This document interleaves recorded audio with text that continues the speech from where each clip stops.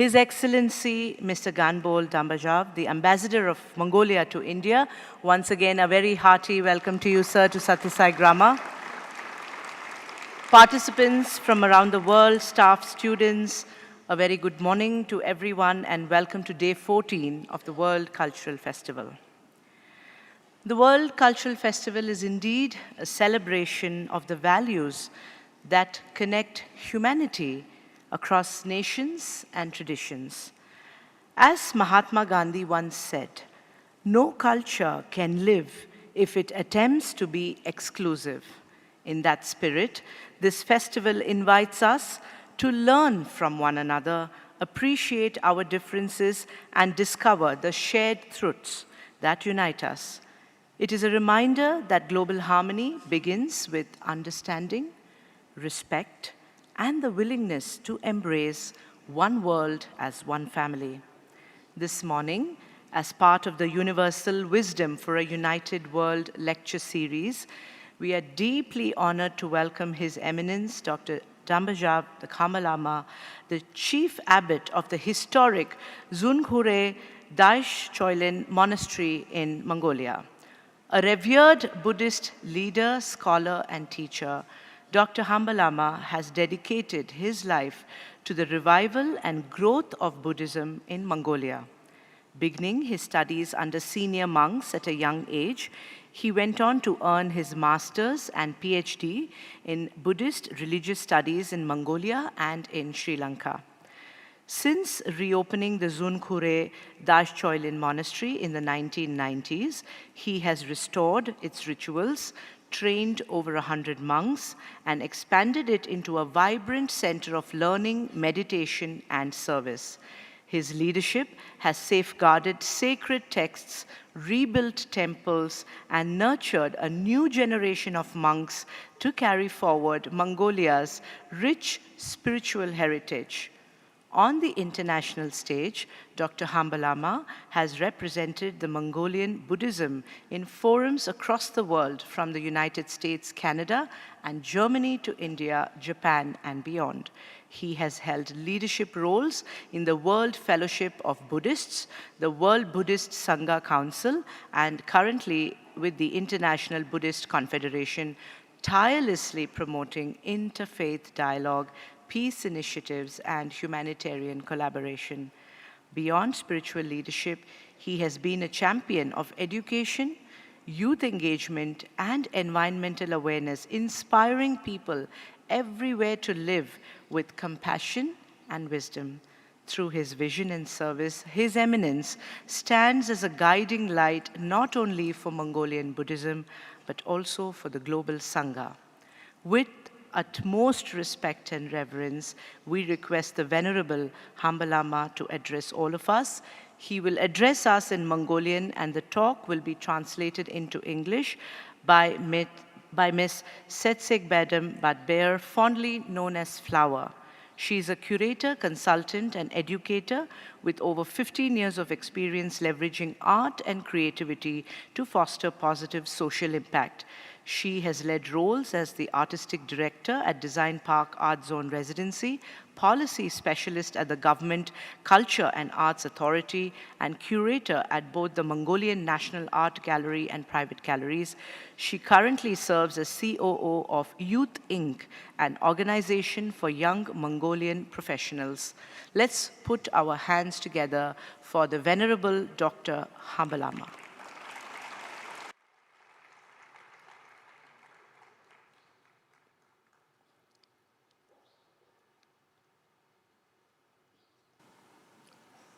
Эрхэм ноёд хаттай дараа эрхэм зочдоо Монголын буддизмын нэрөөмнөөс буддистуудын нэрөөмнөөс болон хувьяасаа дэлхийн соёлын наадам хайр эв нэгдэл хүн төрлөختний хамтын цогцыг тэмдэглэдэг дэлхийн нийтийн цугларалт хэмээх сайхан утга учиртай арга хэмжээнд Монголын буддистуудыг төлөөлөө оролцож байгаа да туйлын баяртай байна. Мөн та бүхэндээ агуу их багш, оюун санааны удирдагчийн мэндэлсний 100 жилийн тохиолдуулан чин сэтгэлээ мэдчилгээ дэвшүүлье. Ladies and gentlemen, our distinguished guests, On behalf of Mongolian Buddhists and on my own behalf, I have a great honor to represent the Mongolian Buddhists for the auspicious and meaningful occasion World Cultural Festival, a global gathering celebrating love, unity, and shared humanity, and to express my deepest appreciation to the Sadguru for making us a special opportunity to participate in the respectful event. Moreover, I would like to express my sincere congratulations to all of you celebrating the 100th birthday anniversary of your great master and spiritual leader. монголчууд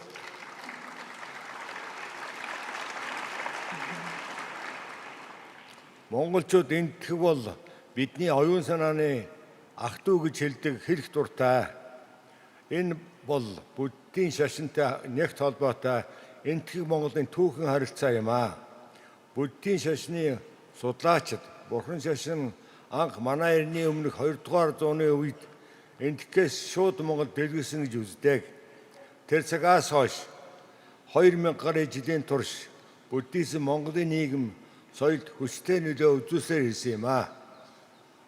Mongolians like to say that India is our spiritual siblings. That is historical communication between India and Mongolia, which is strongly tied with Buddhism. According to researchers of Buddhism, Buddhism was firstly introduced in Mongolian territory at 3rd to 2 before century era, directly from India. Since that time, Buddhism has strongly influenced Mongolian society and culture for almost over 2,000 years. Бурханы шашин бусад шашин сүлэгтэй харьцуулахад Монголын нийгэм соёлын гэгэрлийг хөгжүүлэхэд илүү чухал үүрэг гүйцэтгэсэн. Бурханы шашин бөөмөргөлийн зан үйлийг орлож, энэтхэг төвдийн соёлын ололт амжилтыг нүүдэлчин монголчуудад болон Монголын газар нутаг түгээхэд чухал үүргийг гүйцэтгэсэн юм аа. Compared to any other tradition, Buddhism played a much more important role in development of enlightenment of the Mongolian society and culture. Replacing the shamanist background rituals, Buddhism helped to spread the cultural achievements of India and Tibet into Mongolian nomads and the whole Mongolian land. Бурханы шашныг хүлээн авснараа хүн ам сэрэг суурьсан Монгол орон оюун санааны хувьд нэг сүсэг бэсгэлээр холбогдож, зарим үед улс орноо нэгтгэж чухал үүрэг гүйцэтгэсэн. Монголын Бурханы шашинтнууд эртний энтхийн алдар сэтгэгч Нагаржуна, Асанга, Ариадеви, Васубанду, Чандракирти, Дегнага, Дармакарти, Бодпалита болон бусад мэрэгдийн шашны гүн ухаан логик, сэтгэл судлал, уран зохиолын ондын бүтээлүүдийг судалж, тэдгээрийн бүтээлийг тайлбарлан өөрсдийн зохиол бүтлээр төөрөж байсан юм аа. Due to the adoption of Buddhism, the sparsely populated Mongolia was connected to spirituality in one worship, and at the times it also served as an important factor in promoting the ununification of the country. Mongolian Buddhism chiefly studied and commended theatrical works on religion, philosophy, logic, psychology, and literature by famous thinkers of ancient Asia, such as Nagarjuna, Asanga, Aryabdeva, Vasubandhu, Dignanagi, Bodhapalata, and others. Хэдийгээр Монгол оронд Бурханы шашин эрт цагт энтгэхээс шууд ирсэн боловч нийт газар нутаг дэлгэрч чадахгүй байсан. Улмаар 13 дугаар зууны үеэс эхлэн Бурханы шашин төвдөр дамжин дахин дэлгэрч 17 дугаар зууны эцэс өрхөд төвдийн бүдгийн шашны улаан урсгал болон Монголын уламжлал бөөмөргөл зэрэгцсэн орших болсон. Харин 18 дугаар зууны ихэнх үеэс төвдийн бүдгийн шашин гиний гэлэгвийн урсгал эрчимтэй дэлгэрч Монголын Бурханы шашны голдох байр суурийг олсон. Ингэснээр 18-аас 19-р зуунд сүм хийдийн тоо ихээр нэмэгдэж, лам нарын тоо хурдастай өссөн. 19-р зууны сүүлдэд Монгол орон дээр 70,000 орчим лам байсан. Nearly until the end of 17th century, the red sect of Buddhism and the traditional Mongolian shamanism continued to exist side by side. But in the beginning of 18th century, the yellow sect of Buddhism became the main religion, and began to spread intensively. In connection with the increase of number of monasteries and the temples in the 19th to 18th century, monks grew rapidly in number. In Mongolia, there were approximately 70,000 monks. Гисэн хэдий ч 20-р зууны ихэнх үеийн нийгмийн өөрчлөлтийн явцад олон залуу лам нар улс орны хөгжлийн шаардлагаар ажиллаж суралцахаас орчин үеийн үйлдвэр хөдөөжгүй соёл шинжилгээ ухааны байгууллагууд шилжиж суурьсан. Энэ нь мөн сүм хийд лам нарын тоог их хэмжээгээр цөөрүүлсэн юм аа. However, in the process of social changes in the beginning of the 20th century, many young lamas shifted on a basis to modern industries, agricultural, cultural, and scientific establishment to work and study at the country's development demanded. This also caused a reduction in the number of monasteries and lamas. Өөрөөр хэлбэл 1921 оны ардын хувьсгалаар Монголын ард түмэн шашин төрөөс тусгаарлагдаж шашин чивтэх сүсгтэн олны сайн дурын хэрэг болсон. 1930 оны сүүлийн хагаст Монгол улсын гадаад болон дотоод байдал маш хүнд байсан тул олон лам энгийн болж хийд сүмүүд хаагдсан юм аа. In other words, by the People's Revolution of 1921, the Mongolian people were liberated from internal and external exploitation. Religion was separated from the state. Religious worship became a voluntary matter of believers. Since in the second half of 1930s, the external situation of Mongolia was very critical. Mostly young lamas became laymen, so many monasteries were closed. Түүнээс хойш 1990 оны эц хүртэл ганцхан хийдүүл ажиллагаа явуулж байсан. Тэнд 100 орчим лам бурхны шний хурд нам хурж үйл ажиллагаа явуулж байваа. Монгол улсад өрнсөн 1990 оны улс төрийн өөрчлөлтийн үр дүнд олон сүм хийд шинээр нээгдсэн. Өнөөдрийн байдлаар Монгол улсын бурхны шний эртний уламжил хадгалагдсан үлдэж урдын адил бүдгийн шашны судлал суралцж 3000 орчим лам хуургууд үйл ажиллагаа явуулж байна. Монголын бурхны шний сүм хийд сүсгтэн олон бүдгийн уламжил соёлоо хадгалан бүдгийн шашны түүх соёлыг судлах, бүдгийн шашны ном зохиолыг орчуулах, эмэгтгэх, тайлбарлах, хэвлэх, түүхийн дурсгал зүйлсийг сэргээн засварлах ажил бүхнээ зориулан ажиллаж байна. Until end of 1990, there was only one acting monastery. There were about 100 monks studying and practicing Buddhism. As a result of political change in 1990, there were many temples and monasteries reopened. At the present day in Mongolia, an ancient tradition of Buddhism hasn't only been preserved, but there are about 3,000 monks studying and practicing Buddhism as always in the past, and temples were functioning. The Mongolian Buddhism monasteries and believers preserving the traditional Buddhism heritage do their utmost in studying in the history of Buddhism and the Buddhist culture, as well as in translating Buddhist books, commenting and printing, restoring historical moments. Түүнчлэн Монголын бүдгийн шашинтнууд бүдгийн шашиндээ ихэнх орны сүм хийдүүд болон дэлхийн буддистуудын холбоо, дэлхийн буддист санхаа нарын зөвлөл, Азийн буддистуудын тайвны төлөө баг хурал зэрэг бүдгийн шашны олон улсын байгууллагуудтай сайн харилцаа тогтоож, бүдгийн шашин инх тайван байгаль орчин, дэлхийн эдийн засгийн хямрал зэрэг олон улсын хурал семинарт идэвхтэй оролцож байна. In addition, Mongolian Buddhists have established and developed a great relation with most Buddhist countries, monasteries, and international Buddhist organizations such as World Fellowship of Buddhism, World Buddhist Sangha Council, Asian Buddhist Conference for Peace, and being actively participated in the international conferences, seminars on Buddhism, peace, and many global conflicts such as religious tensions, environmental problems, economic concerns, and racial discrimination. Монгол улсын их хурл 1993 онд төр сүм хийдийн харилцааны тухай Монгол улсын хуулийг баталж 30 гаруй жил төр сүмийн хоорондын харилцааг зохицуулж байна. Moreover, Mongolian parliament passed the law of Mongolia on a relationship between state and monasteries and churches in 1993. And it has been regulating a relationship between state and monasteries and churches for over 30 years. Монгол улсын төр сүмийн харилцааны тухай хуульд Монголын ард түмний эв нэгдэл, соёл иргэншлийн түүх уламжлалыг дээдлэх үүднээс Монгол улс Бурхны шашны ноёрхлыг төр хүндэтгэн үзэх бөгөөд энэ нь иргэд өөр шашин зүтгэл саад болохгүй гэж заасан байдаг.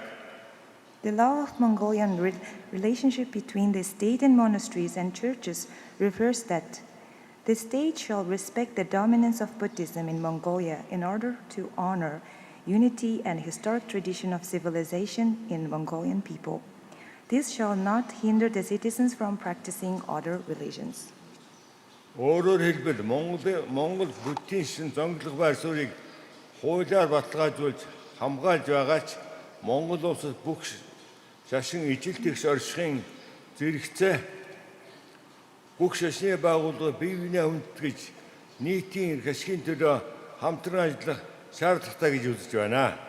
In other words, even though the dominance of Buddhism in Mongolia is guaranteed and protected by law, at the time, all religions should equally coexist in Mongolia, and also all religious organizations need to respect each other and cooperate for the public benefit.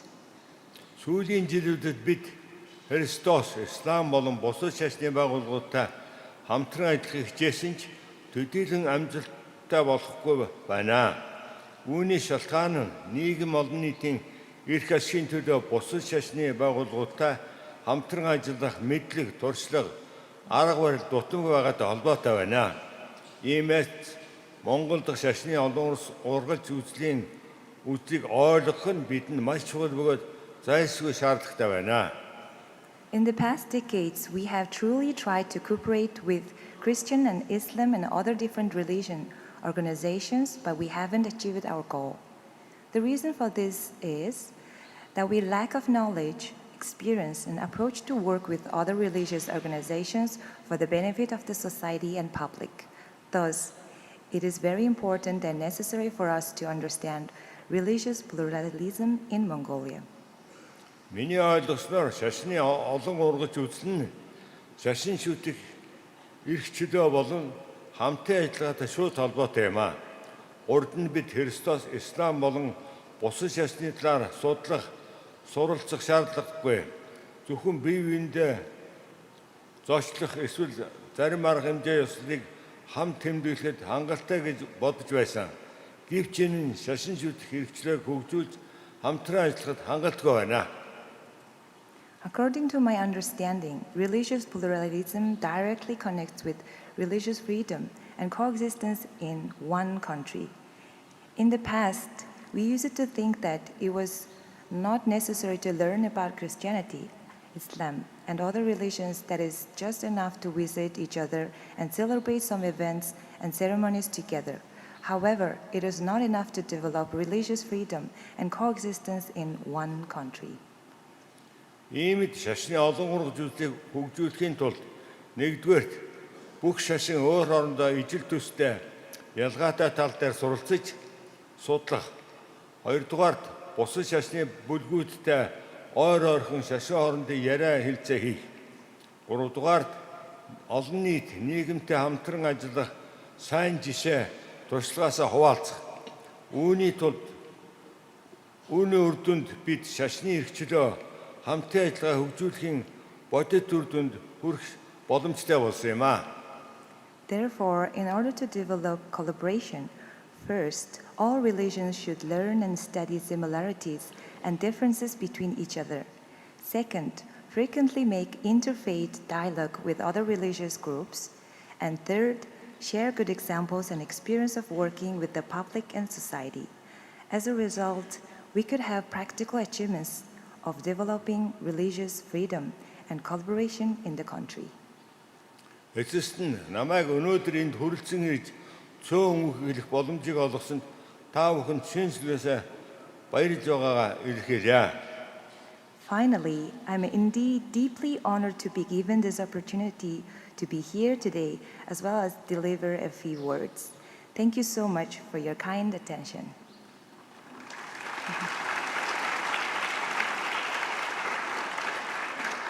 Wish you with good health, joy, and continued fulfillment of your noble mission to spread love and understanding throughout the humanity. Your teachings will leave a lasting legacy that the purpose of our lives is to be happy remind us daily cultivate compassion for ourselves and others. May all human beings be deprived of all obstacles, both external and internal, and peacefully coexist in light of the Buddha teaching. May all beings be happy, peaceful forever. Thank you very much.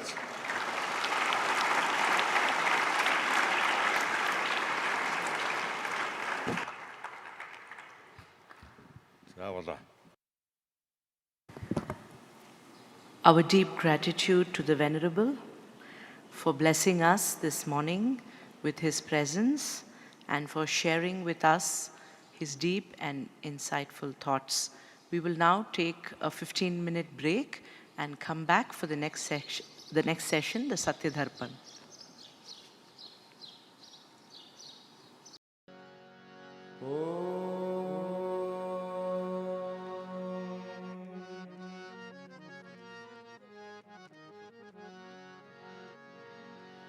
जय गणेश पाहि मां श्री गणेश रक्ष मां जय गणेश पाहि मां श्री गणेश रक्ष मां जय गणेश पाहि मां श्री गणेश रक्ष मां जय गणेश पाहि मां श्री गणेश रक्ष मां जय गणेश जय गणेश जय गणेश रक्ष मां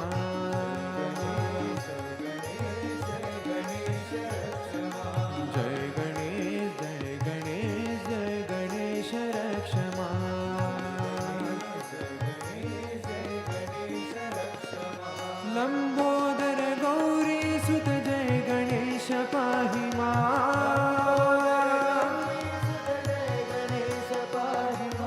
लंबोदर गौरी सुत जय गणेश पाहि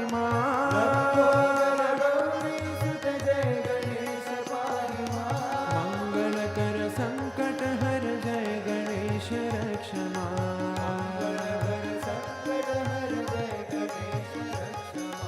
मंगल कर संकट हर जय गणेश रक्ष मंगल कर संकट हर जय गणेश रक्ष जय गणेश जय गणेश जय गणेश रक्ष जय गणेश जय गणेश रक्ष जय गणेश जय गणेश जय गणेश रक्ष जय गणेश रक्ष जय गणेश पाहि मां श्री गणेश रक्ष जय गणेश पाहि मां श्री गणेश रक्ष जय गणेश जय गणेश जय गणेश रक्ष लंबोदर गौरी सुत जय गणेश पाहि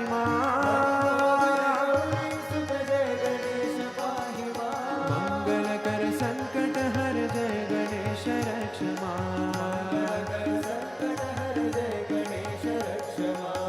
गणेश जय गणेश जय गणेश रक्ष जय गणेश जय गणेश रक्ष जय गणेश जय गणेश जय गणेश रक्ष जय गणेश रक्ष जय गणेश पाहि मां श्री गणेश रक्ष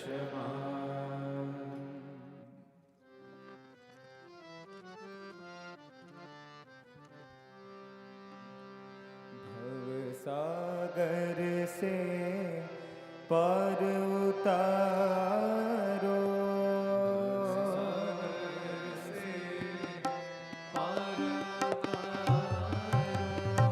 भव सागर से पार उतारो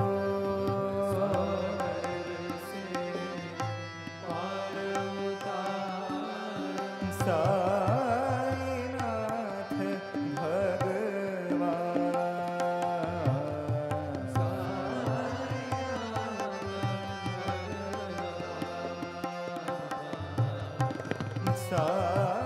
साईनाथ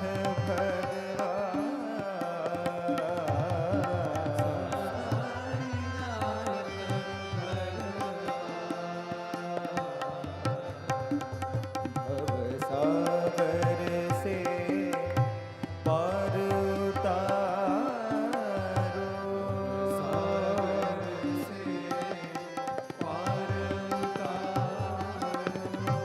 अल्लाह यीशु बुद्ध महावीर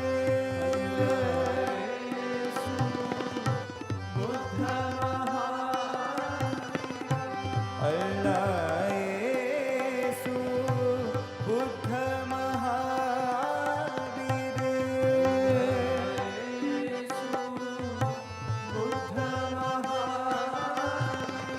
सब नामों की एक है महिमा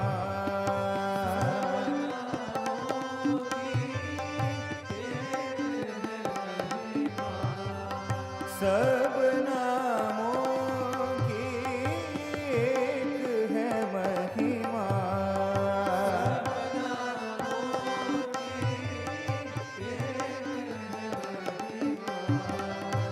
सर्व धर्म के पालनहारे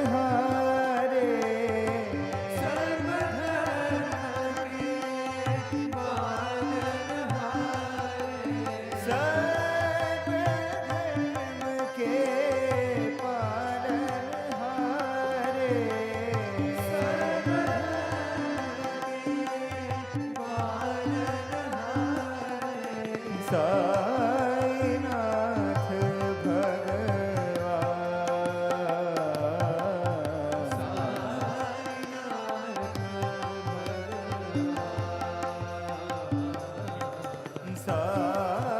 साईनाथ भगवान साईनाथ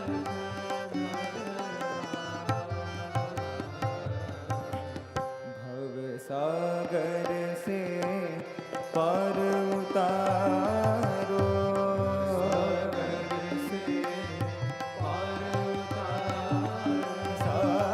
साईनाथ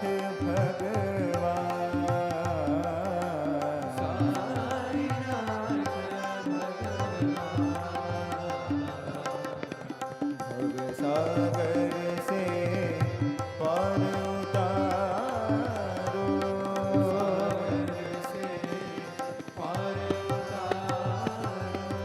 अल्लाह यीशु बुद्ध महावीर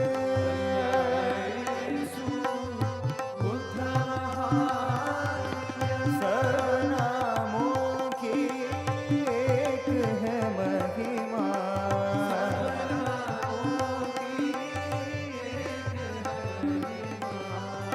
सर्व धर्म के पालनहारे सर्व धर्म के पालनहारे साईनाथ भगवान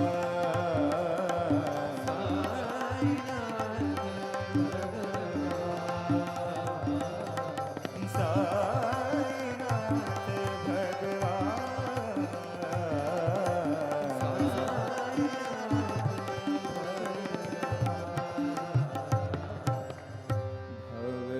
भवसागर से पार उतारो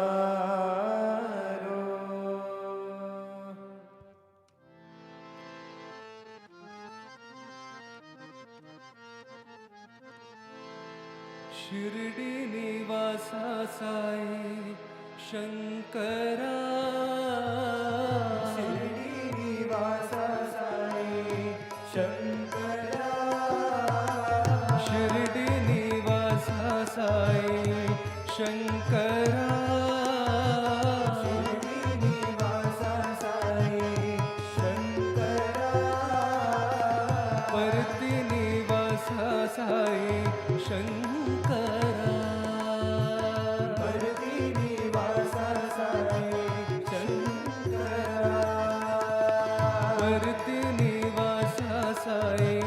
शंकरा परदिवासा साई शंकरा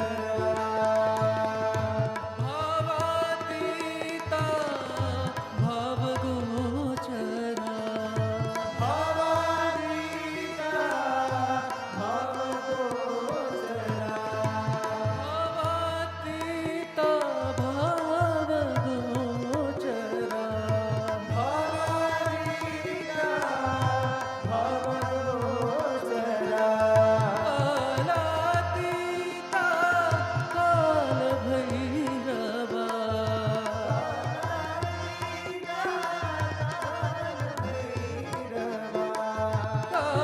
कालातीता कालभैरवा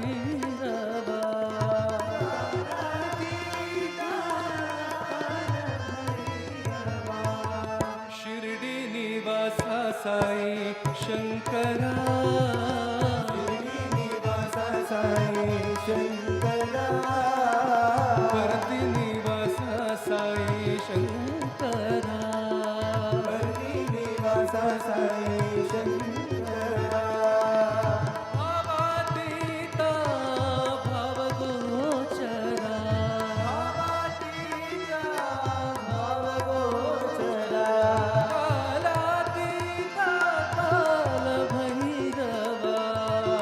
कालातीता कालभैरवा कालातीता कालभैरवा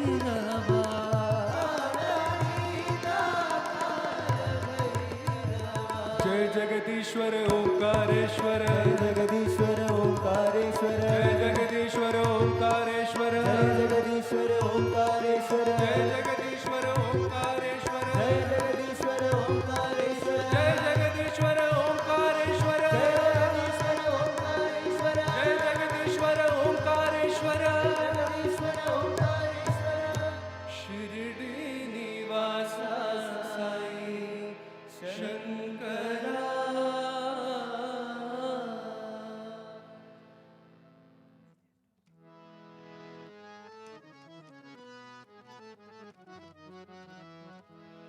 प्रेम स्वरूपिणी जननी मां प्रेम स्वरूपिणी जननी मां प्रेम स्वरूपिणी जननी मां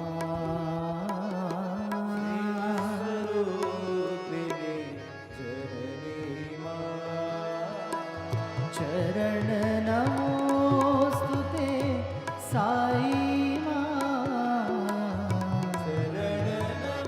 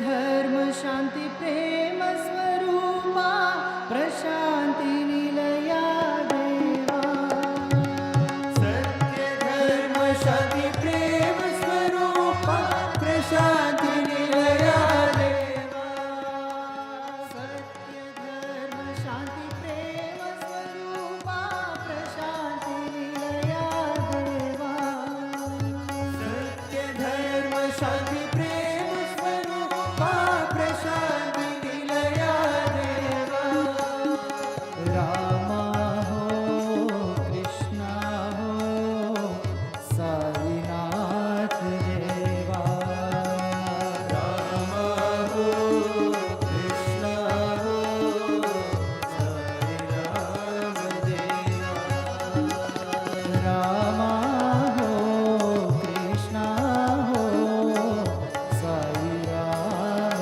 देवा कृष्णा हो साई राम देवा शिव शक्ति स्वरूपा बाबा हे दीन पालना बाबा शिव शक्ति स्वरूपा बाबा हे दीन पालना बाबा हे प्रशांति निलया देवा हे पूर्णावतारा बाबा हे प्रशांति निलया देवा हे पूर्णावतारा बाबा अल्लाह हो मौला हो साई राम देवा अल्लाह हो मौला हो साई राम देवा अल्लाह हो मौला हो साई राम देवा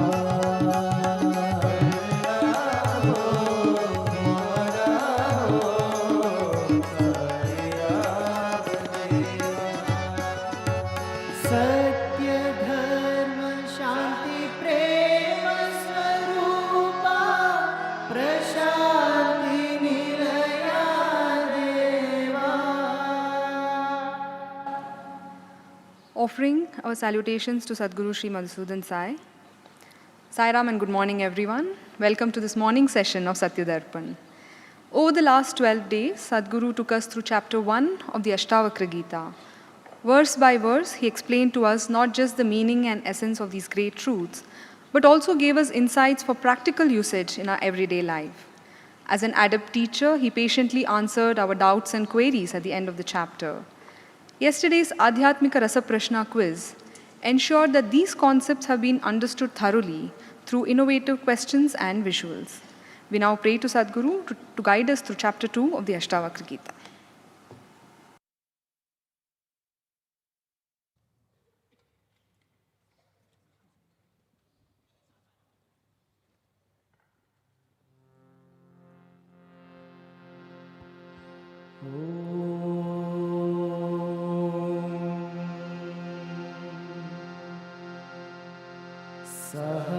सहनावतु सहनौ भुनक्तु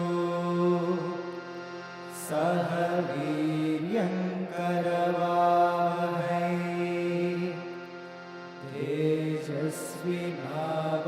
तेजस्विनावधीतमस्तु मा विद्विषावहै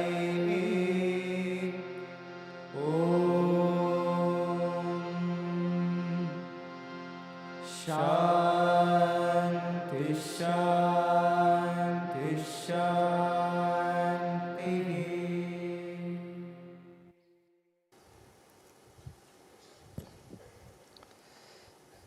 As we journey through this beautiful discourse on the idea of the self and its relation with the world and the other activities of the world, we have so far finished the first milestone of one chapter of Ashtavakra Gita. But as The second chapter of Bhagavad Gita is the essence and summary of the entire Bhagavad Gita. Likewise, the first chapter of Ashtavakra Gita itself is the summary of the entire book. All the important concepts have been captured there, and if you have understood the first chapter, you can understand the rest of the book very easily. They say a good teacher tells what he is going to tell, and then tells, and then again tells what he has told. So he introduces the subject, then he elaborates on the subject, and finally concludes the subject by summarizing it. So the first chapter of Ashtavakra Gita is like introducing the subject, and second chapter onwards it is more of an elaboration on the same concept, which in so many different ways he is going to capture. Once Mr. Tigrid came to Bhagavan and said, I am unable to think of new ideas to give speeches in front of the audience, the public, the devotees, because we were traveling around the world at that point in time. And as Bhagavan would call that, 3 musketeers, sometimes 3 wise men, the 3 of them, Narasimhamurthy, Sri Srinivas and Tigrid. So the drill was that whenever there is a satsang, Mr. Tigrid will open the talks, then followed up by Sri Srinivas, and then finally Narasimhamurthy ji, and then finally the discourse. So one day Mr. Tigrid was tired of giving speeches, and he came and told, I just don't know what else to speak because I have exhausted all the ideas. Now it's becoming repetitive. And Bhagavan said, imagine my plight then. I have only one truth to tell, that you are divine. Now the same truth I keep repeating, and I have been repeating for decades. And every time I say it in different ways to entertain different crowds, different audience based on their different abilities and understanding. So imagine my plight that I have been telling the same thing for the last 80 years. For you it is just a recent experience and you are already exhausted.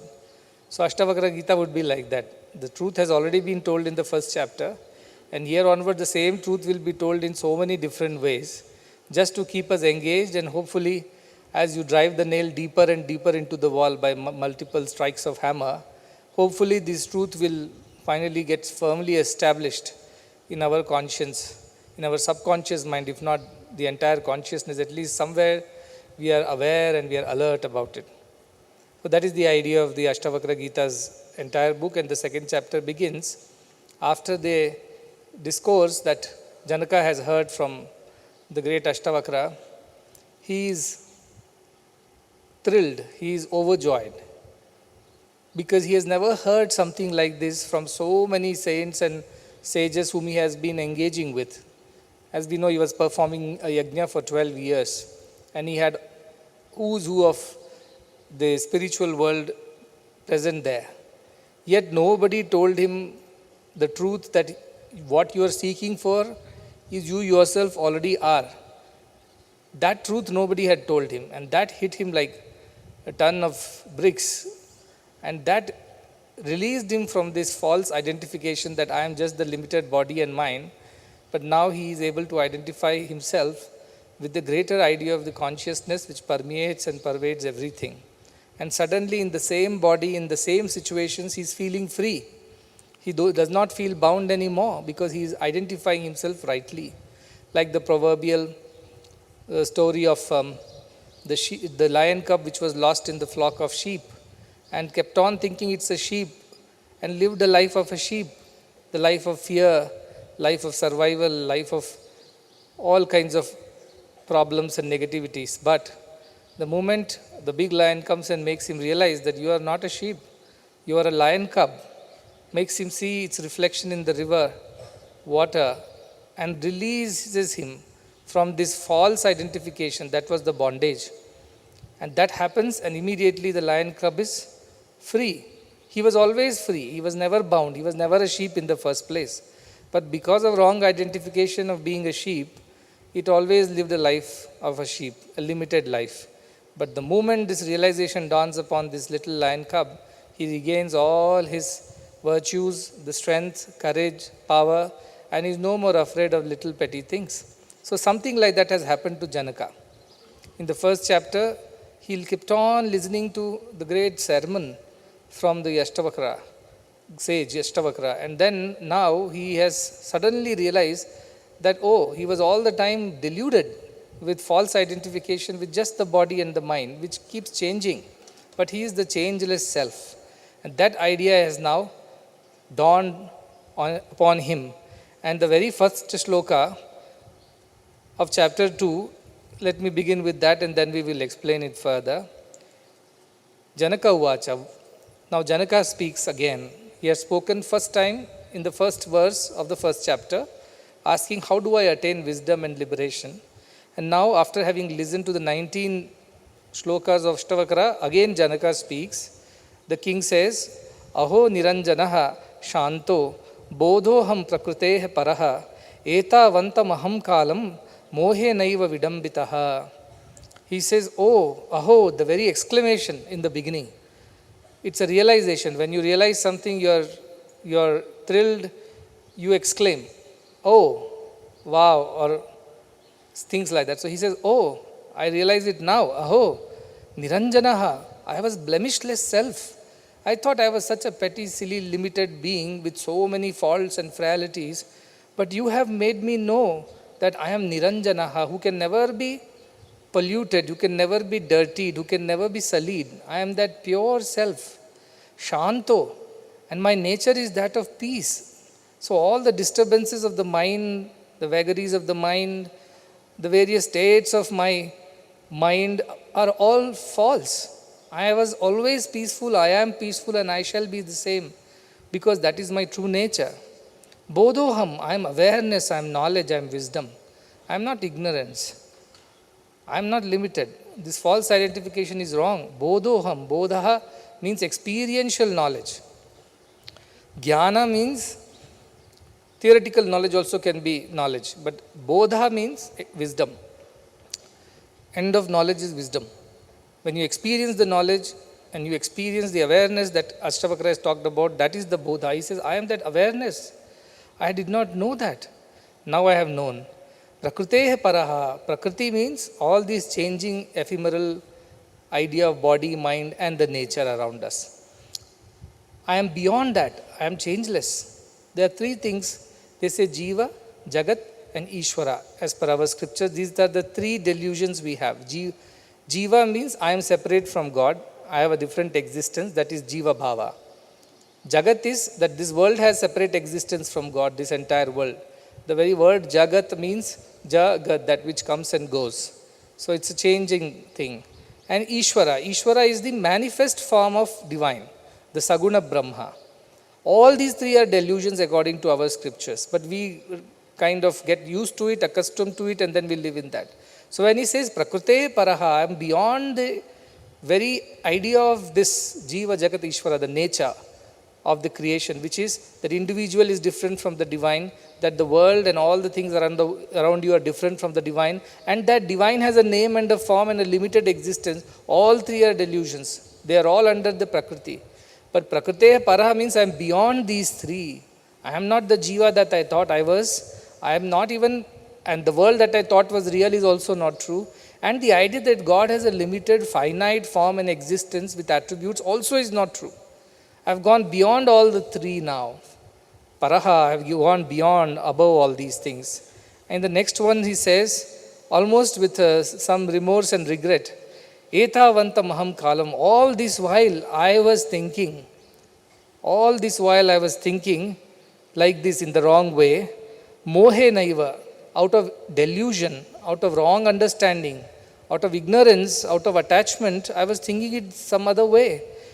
I was vidambitaha. Because of this illusion, I was deceived. I was cheated by my own mind, by my own understanding and idea of the scriptures. So he feels suddenly relieved. Of course, he feels the regret that I did not know this all the while I was thinking I was something other than divine. And all this world was something other than divine. And divine himself has a limited form and name and existence. All these ideas were deluding me so far.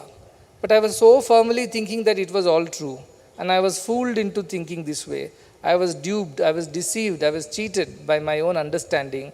This is his conclusion at the very beginning of the next chapter. Imagine he is Uttamadhikari, he is such a deserving disciple that it does not take much time for him to understand what his guru is telling. Very quickly he has understood. And the first, his reaction is like that of, imagine the little lion cub who discovers that he is actually a lion cub and not a sheep. What should be his first reaction when he looks at his reflection in the river water? What should be the reaction? Oh, I am a lion after all. That is what, Aho Niranjana Shanto. Oh, I am the blemishless self, ever peaceful. And Prakrite Paraha. I am beyond all the vicissitudes of this world. And I am the Bodha, I am the very awareness on which everything depends. I am beyond destruction. I am beyond changes. I am beyond all the ephemeralities. That is a realization that Janaka has achieved. Now you may ask whether he really understood or he is just repeating what his guru has said. Has he really experienced it? Or he is just theoretically, intellectually saying, yes, I got it, I got the point.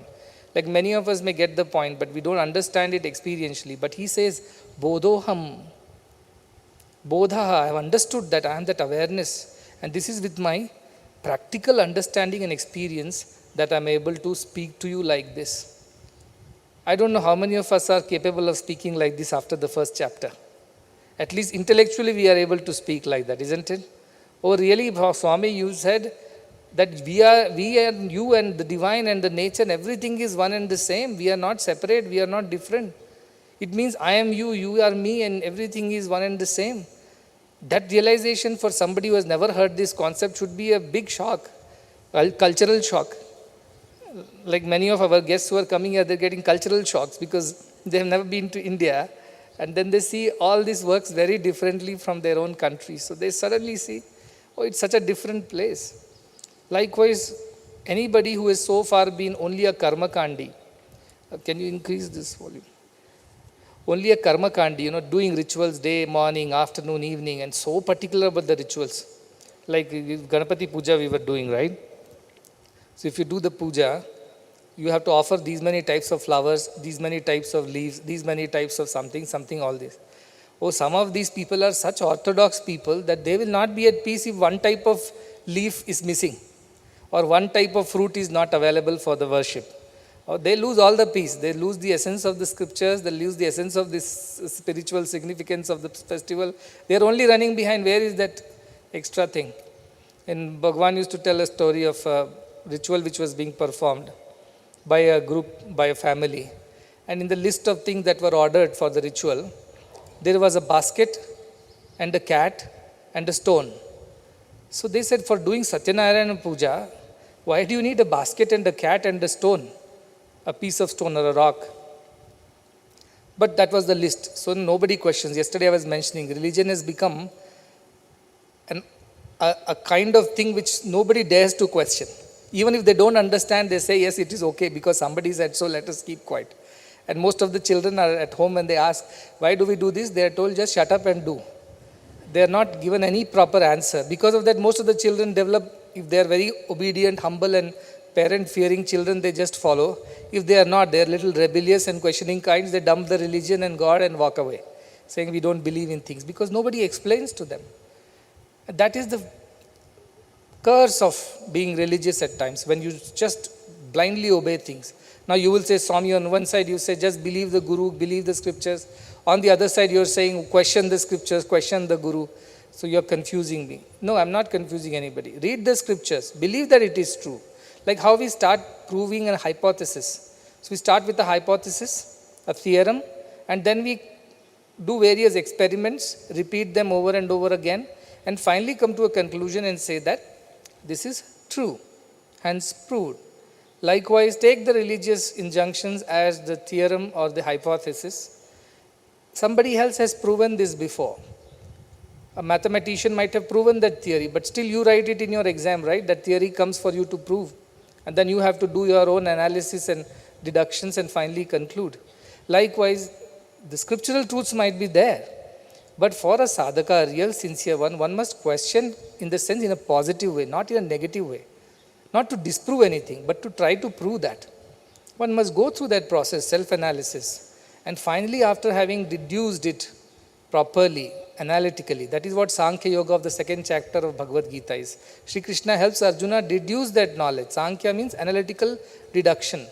So he starts off in the beginning saying, there is only self, there is nothing else. Then when Arjuna does not get it, then he reduces the level of difficulty and says that anyway, everybody dies, you are also going to die. At least die for the right cause instead of wrong cause. So again he reduces it. Then further he says, actually there is nothing like papa and punya when you perform your actions with absolute sincerity and detachment.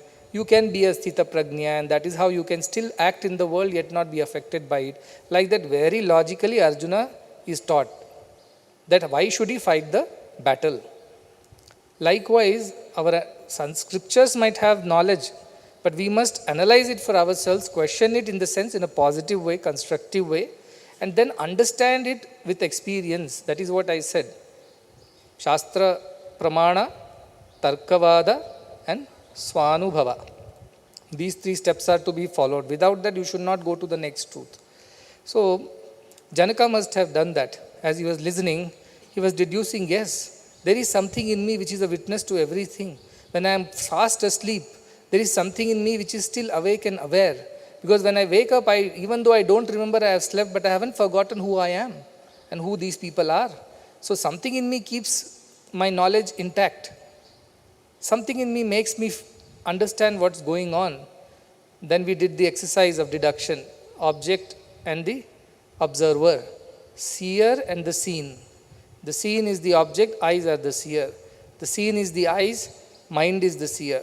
Seen is the mind, consciousness is the seer, and there is nobody who sees the consciousness. Because consciousness is self-illumined. It has its own power to understand things. So this he must have done some exercise. I'm sure you all must have done. And that is why he is able to exclaim this way. Oh my, I thought all the way that I was just bound by this body and mind and thing. So when we go back to, I'll finish the story for the kids. So the list of things that were given for the puja, it had a basket, a stone and a cat.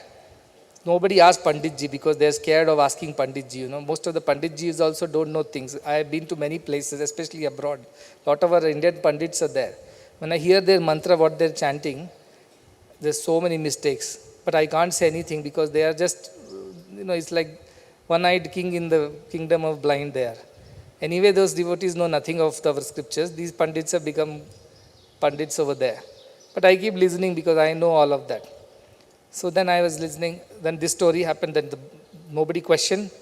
So what was the ritual? Once you do puja, you have to get a cat, put it under a basket, upside down basket should be, and cat should be captured. And then a big stone should be put on that. And then the puja should start. But this has no logic to puja. At least flowers, fruits or some items I can understand. When after somebody analyzed and found out where it started, it so happened that once upon a time when the puja was being performed, because in the worship we offer milk, curds and so many other nice items. So there was a notorious cat in the house which would always go and drink the milk and the curds and everything else that was offered. Now they can't throw the cat away because it's a pet. And so they thought that we have to somehow contain this cat from doing all these things. So somebody said, get a basket and put it upside down on the cat and let the cat be captured. So they put the basket on the cat, but this cat was moving along with the basket everywhere and disturbing the worship. So somebody brought a piece of rock and put it on the basket so that it's heavy enough that the basket does not move. At the same time, it doesn't kill the cat. So that size. So they put then the cat was in one place and not disturbing the puja. Now this has become a list of things that have to be offered. So Karma Kandis before Advaitins were Karma Kandis. Adi Shankaracharya went and fought, or rather debated with the Karma Kanda. There are 6 darshanas, there are 6 philosophies India follows. That is Nyaya, Vaisheshika, Yoga and things like that. But the previous to the Advaita Vedanta, which is called Uttara Mimamsa, is called Vedanta. Before that is called Purva Mimamsa, which was all about rituals. People were blindly doing rituals without even asking a question. They were scared of these authorities. They will blindly follow whatever is being said. Nobody questioned the authority. That is the time when Adi Shankaracharya went all the way to Mandana Mishra, who was the supreme authority on Karma Kanda, means actions or ritualistic worship. And then he argues with him. And what a beautiful debate. In the debate, how do you know who is the winner?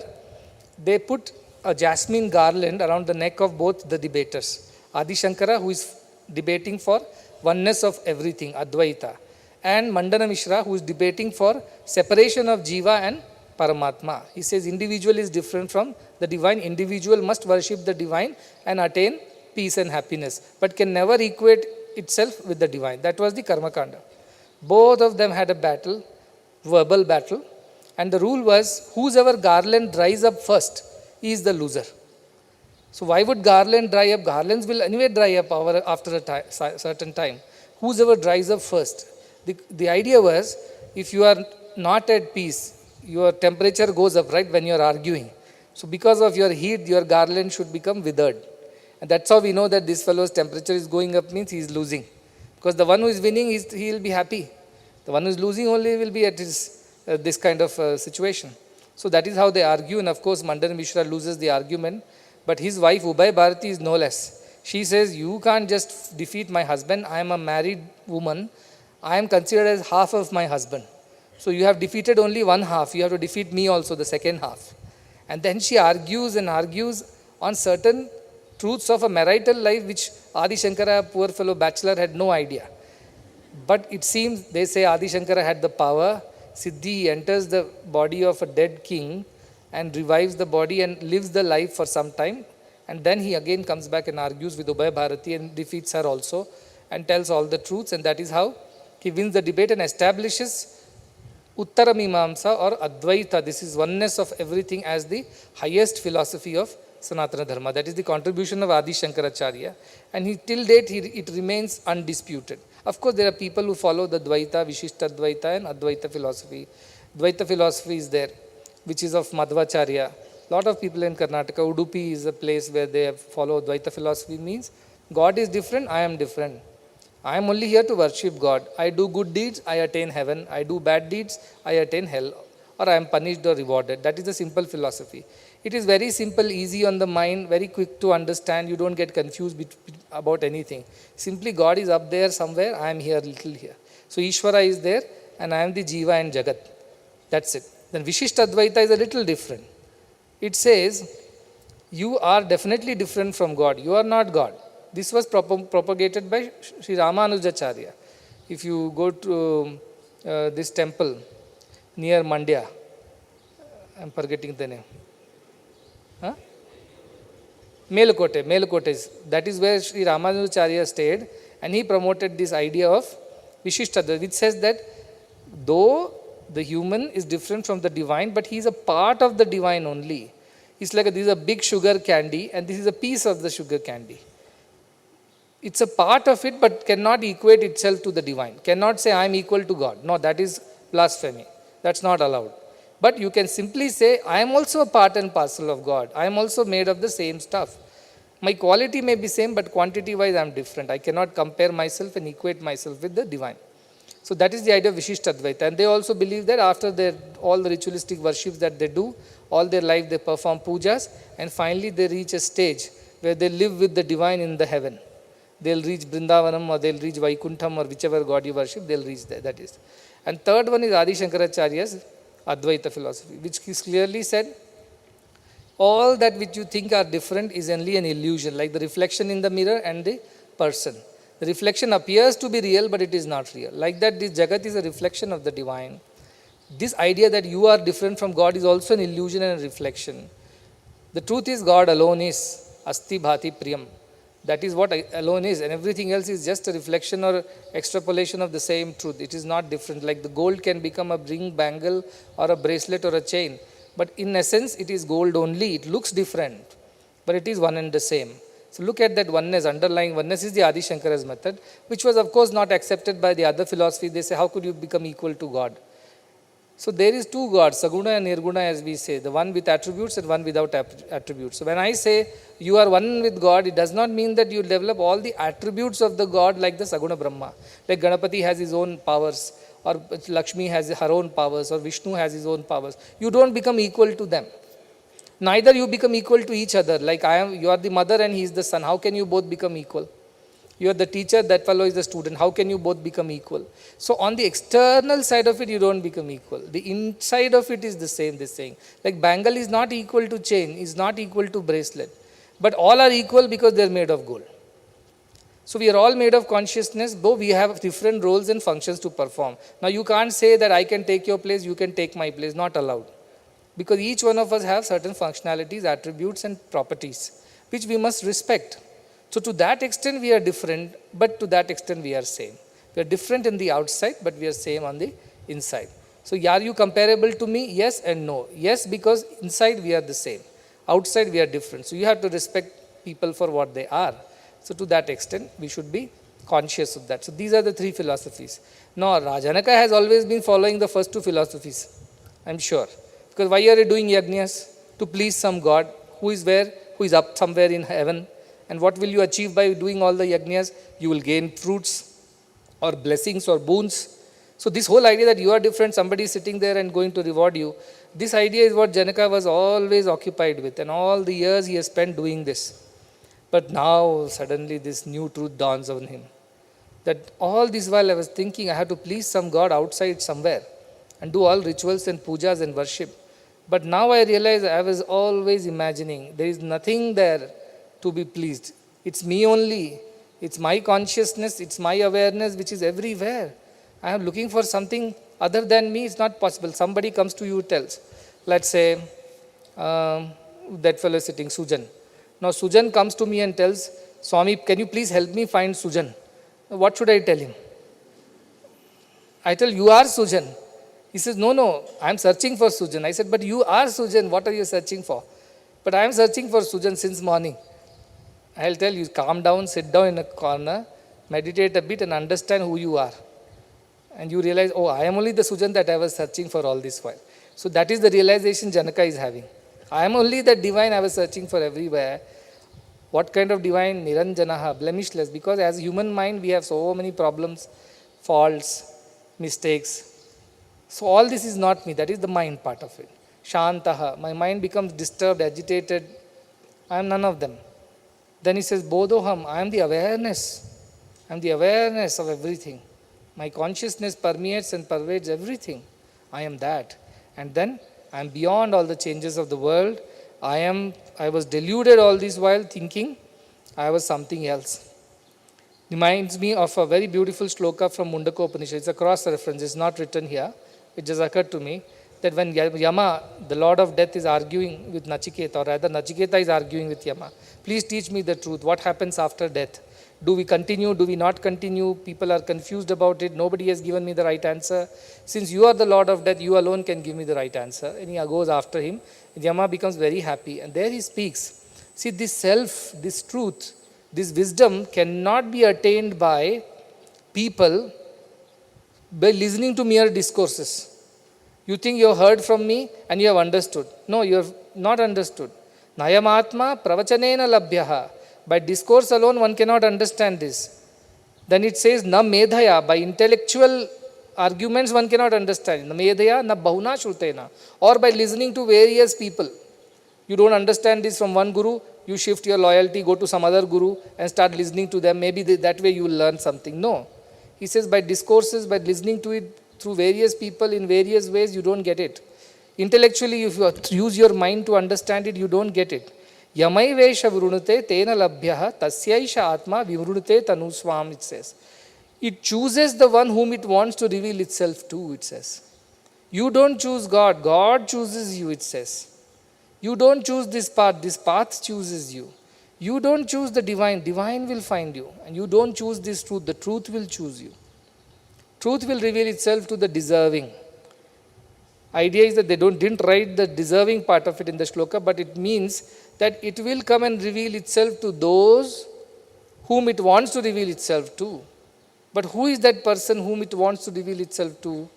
The one who is ready, who is deserving.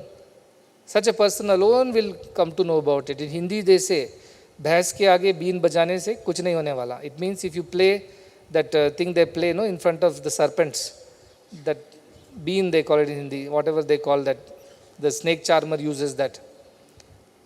If you play it in front of a buffalo, buffalo is not going to dance. Snake is going to dance, not buffalo. Likewise, if you tell these truths in so many ways to so many undeserving people, they are not going to get anything out of it.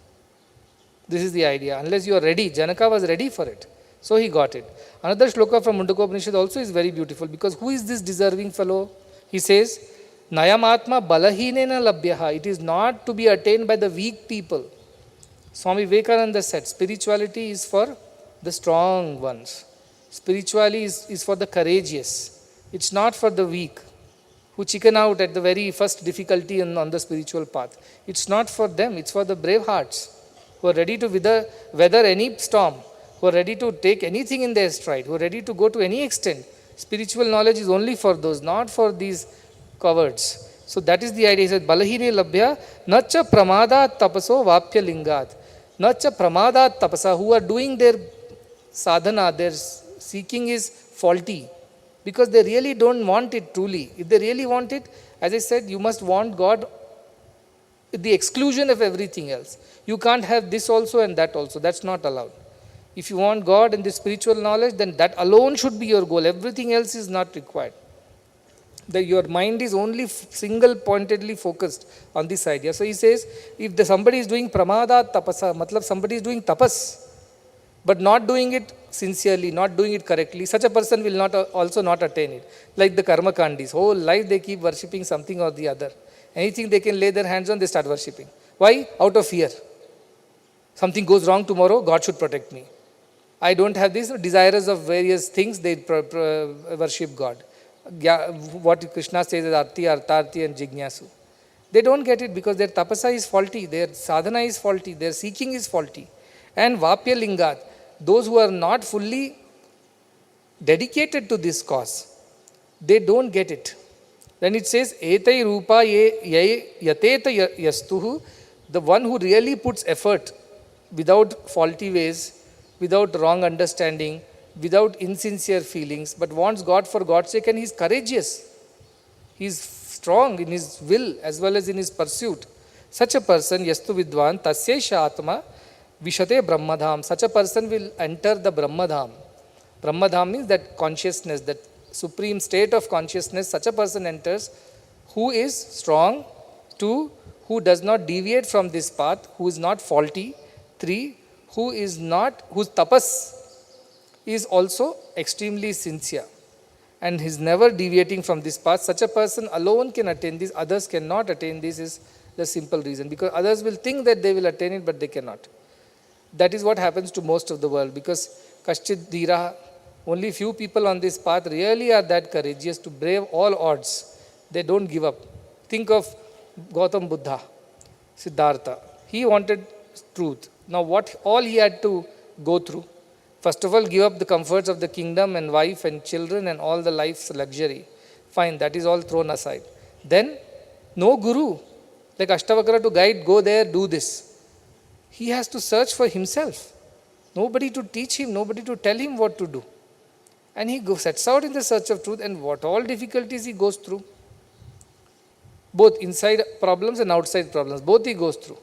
Tapatraya we have heard, no? Yesterday with 3 types of problems we face. Adi Daivika, Adi Bhautika, Adi Daivika, Adi Atmika. Bhautika, physical problems, sickness, hunger, sleep. These come in our path of sadhana. He braves, conquers all that. Then mental problems. Daivika means your problem with the mind and senses. That he overcomes the distractions of senses and the vagaries of the mind and all the other whatever distractions he was facing. Conquers all that. Then Adhyatmika. And finally, see, it's possible that after having gone through so much of hardship, there could be a moment of weakness in that which you would think, let me give it up. Anyway, it's not happening. I've tried. But he never gave up. He kept on pursuing the path. Either I do or die kind of a situation. Either I do it or I die. And then the truth reveals itself to him. That is the idea. The truth will reveal itself to those who are truly deserving. Not these weak-minded or cowards or people who are insincere or people who have faulty ways of seeking divine because they want divine for some material benefits. Such people are not going to attain the divine, is what our scripture tells so very strongly, emphatically. So if Janaka is able to appreciate this knowledge and is so joyful today, It's because he was a deserving candidate. He did not ask Ashtavakra for any material pleasures or any other comforts or any gains in life or anything else, not even lower ideas of siddhis and powers. He asked Janaka, Katham vairagyam cha katham praptam, how do I attain dispassion? Katham jnanam avapnoti, how do I attain wisdom? Katham muktir bhavishyati, how do I attain the moksha, liberation? He didn't ask for petty things because he was already ready. Because he was ready, he was somebody who could easily understand whatever Ashtavakra was saying, and that is how he was able to conquer all the distractions and deviations and finally establish himself in the idea that he is none other than the consciousness which pervades everything. Now, I have given a lot of explanation in the coming pages, and the changes of the body and the mind are the vikaras, we call it. See, we are born, prakriti, and there is vikruti. Prakriti is full of vikruti, means distortions. We have to overcome those distortions. Then we are able to ultimately establish in the self. So all these changes which happen in the body, you are born, you grow, you become old, you die, none of this is you. You are beyond that, Janaka has understood. Prakriti para I was explaining. Because you all go through these 6 Shattvikaras. Aste, Jayate, Vardate, Viparinamate, Apakshiyate and Mriyate. We are there, we are born, we grow, then the reversal happens, decline starts, then we decline and finally we die. These are the changes in the body. So Janaka is saying, I am beyond this Prakriti, I am beyond all these things. This is what he is trying to exclaim, and is so happy. I have also mentioned a few shlokas from Kenopanishad over here, another beautiful Upanishad, where the question, Kena means by what? And the whole Upanishad is a question about by what do we hear, see, smell, taste, touch? By what do we understand that we exist? So these shlokas are there on page 10 and 11. All are from Kenopanishad. I'll quickly go through it just for the joy of it, because I don't think we can take up Kenopanishad in between. But it's not a deviation from the path, but it is something in Kenopanishad. The Rishi is sitting and the disciple comes and asks, by what does the mind think? By what power does the mouth speak? By what power does the eye see? Like that. To that Rishi replies that there is a eye to the eye and ear to the ear and mind of the mind which is there within us, that is awareness. And further in Kenopanishad this shloka comes. See, Rishi cannot teach it. Just now I said that you cannot explain it in words. You can hear a discourse but you will get nothing out of it. Because you have to have the inner readiness. So the Rishi of Kenopanishad says in the page number 10 that is there, na tatta chakshur gacchati, na vag gacchati, no manaha, na vidmo na vijanimo, yathaitad anushishyat. It means there the mind does not go there. Eyes do not go there. The words do not go there. So I do not know how to explain to you using my eyes or mind or words. This is the Rishi's dilemma. Because self cannot be explained by senses and the other means. It has to be experienced. It's like teaching somebody what is a sweet, who has never eaten a sweet. How do you explain to him how is a sweet? You can tell, have you eaten something salty? He says, yes, I know salt. Then you can tell him, that is not sweet. What else you have eaten? I've eaten something very spicy. Good. Even that is not sweet. What else? I've eaten something very tangy. Okay, that is also not sweet. You can say so many things, but can you explain to him what is sweet unless he tastes one? Cannot explain. The idea of the Upanishads is that I can only tell you in so many ways, but none of this is going to help you, because with pravachanena, by discourse, you cannot learn anything. Then you would think that why should even we come to the class like this, because anyway we are not going to understand anything. No, the idea is that undeserving don't understand through discourses. Deserving may still understand. They say, no, samajhdar ko ishara hi kafi hai, they say. A little hint is enough for the intelligent one. You don't need to explain. Likewise, somebody who is prepared, ready, may be able to attain it. Another part of the shloka says, anyat eva tad viddhi. It is different from what all we know. So if you ask me, is the self like a high state of joy, like somebody asked Vivekananda, what is the big deal? I take all these substances and I also experience that state of delirium and joy. We are knocked off. I am also enjoying that. Why should I do meditation? I enjoy it by taking a drug or a pill. Then Vivekananda says, yes, by taking a drug and a pill, you turn into a scoundrel, but by meditating you will turn into a saint. That's all is the difference, because it gives you the temporary state of some kind of elevated experience, but that doesn't last. So he says, Anya Deva Tadviddhi, whatever we know in this world, it is not none of that. That is the first explanation. And whatever we do not know, it is even beyond that, he says. Basically, it cannot be understood by the worldly means. That's all is the conclusion. And this is what our ancient people have told. Iti Shushruma Purvesham Ye Nastad Dvacha Chikshide. People have told me like this, that this is different from what we know and much different from what we do not know also. It is something else altogether, this idea of self. To understand it, one has to really be it. That is, to know what is sweet, you have to eat a sweet. Without that, you cannot know what is a sweet. Likewise. And then he very beautifully says the next sloka in 11th, this is the continuation of Kenopanishad. Yasya matam tasya matam, matam yasya navedasaha. The one who says, I do not know about it, he is the one who really knows, because he knows that he cannot explain it. And the one who says, come here, I'll explain, I'll give you Brahmagyana, come here, sit here, he is fooling you. Don't even go to such a person. So the one who says, I do not know how to explain to you, he is the one who really knows it. And the one who says, I can explain to you, he is the one who does not know it, he says. Because avijñātam vijānatam, vijñātam avijānatam. Those who claim they know, they do not know. Those who claim they do not know, they are the ones who know it. It is poetry again. As I said, this is not something that you can explain in words. This is something that has to be experienced. You can only say so many things about it. But at the end, sweet is sweet, and how it tastes, it is only an experiential reality. You cannot explain it in the word. That is the idea of the self. And I'll leave this now, this sloka here.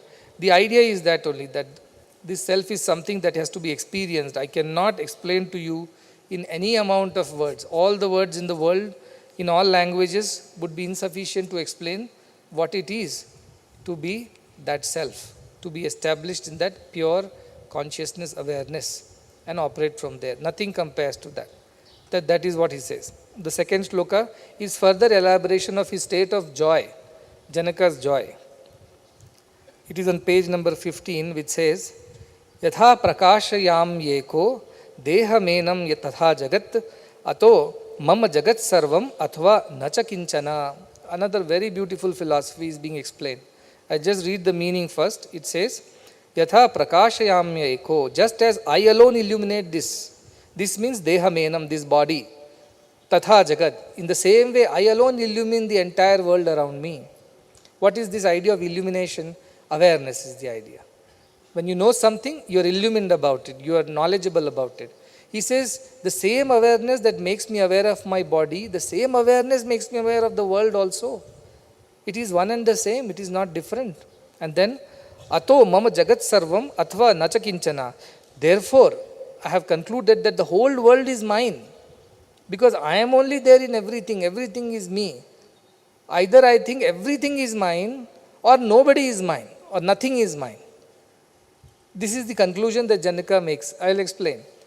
Once he has understood that he is the self in all beings, in everything, he is able to relate to everything as his own self.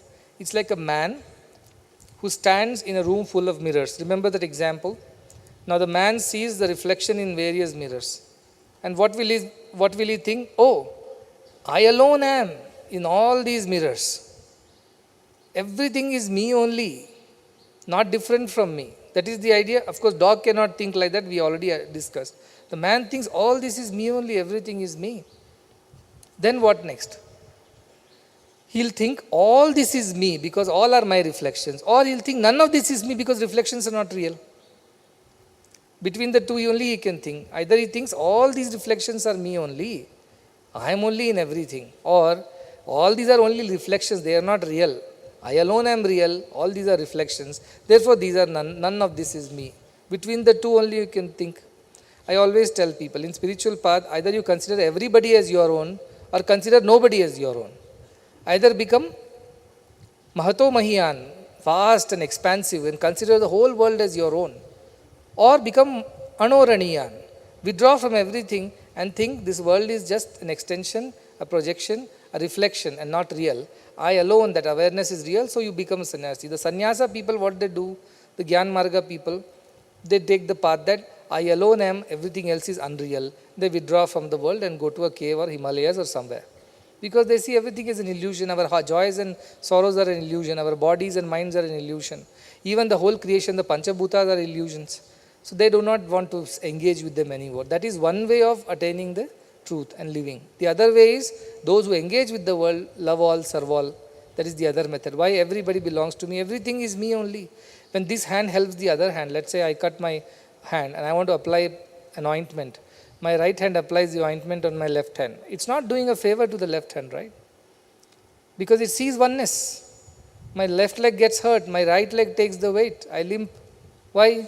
Because left leg is also mine, right leg is also mine. So one other method that Bhagavan teaches is, consider everything is you. It's your projection, it's your extension, it's your reflection. So enjoy everything as your own extension, as your own reflection. And don't think that it's an illusion. After all, this is Maya. Don't give that. That Mayavadi is not required. Everything is truth.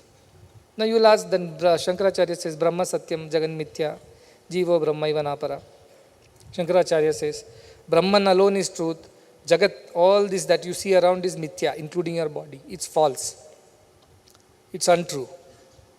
But Jivo Brahmaiva Napara. And the Jiva that you think you are different from divine, not true. You yourself are divine. You are not different. The wave is not different from the ocean. Like that, you are only our ocean. You are only the water. Everything is one.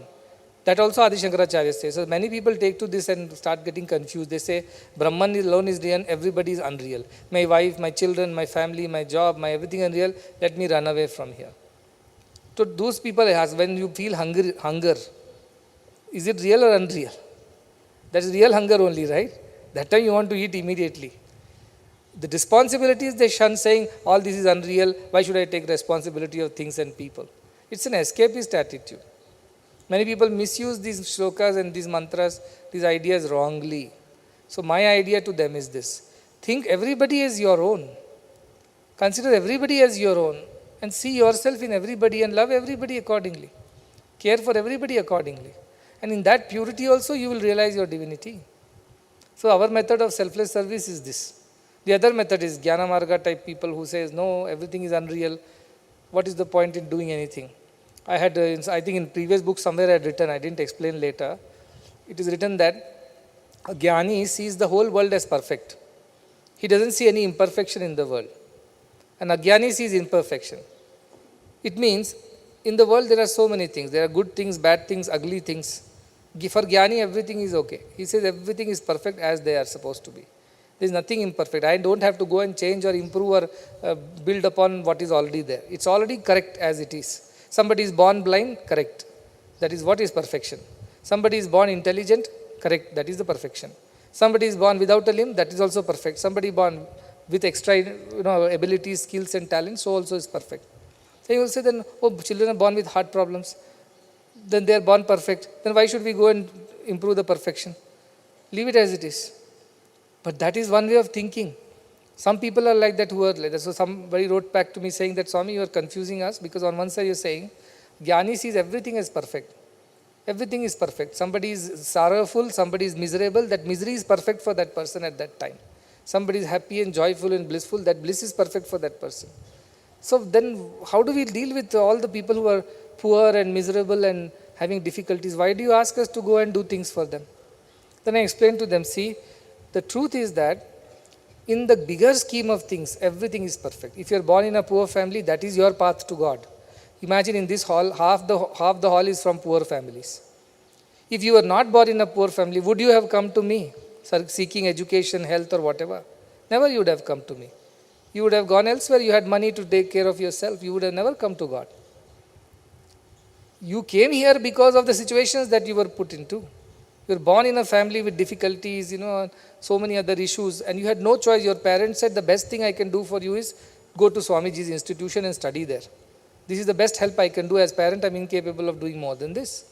And that misery of yours brought you here. A beautiful shairi for those who are shyers.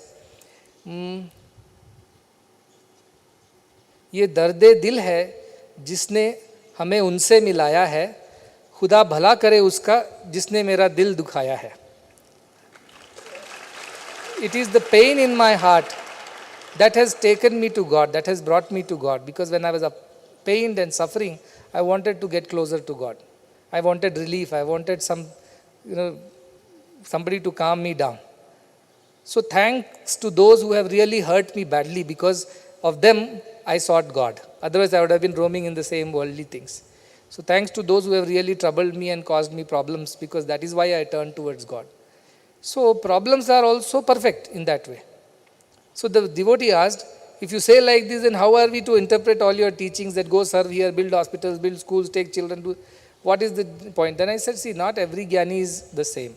Different types of Jnanis are also there. There is Ramana Maharshi, who is also Jnani. But his Jnana or his role in the world is not to go and improve the world. He was himself, he was all by himself.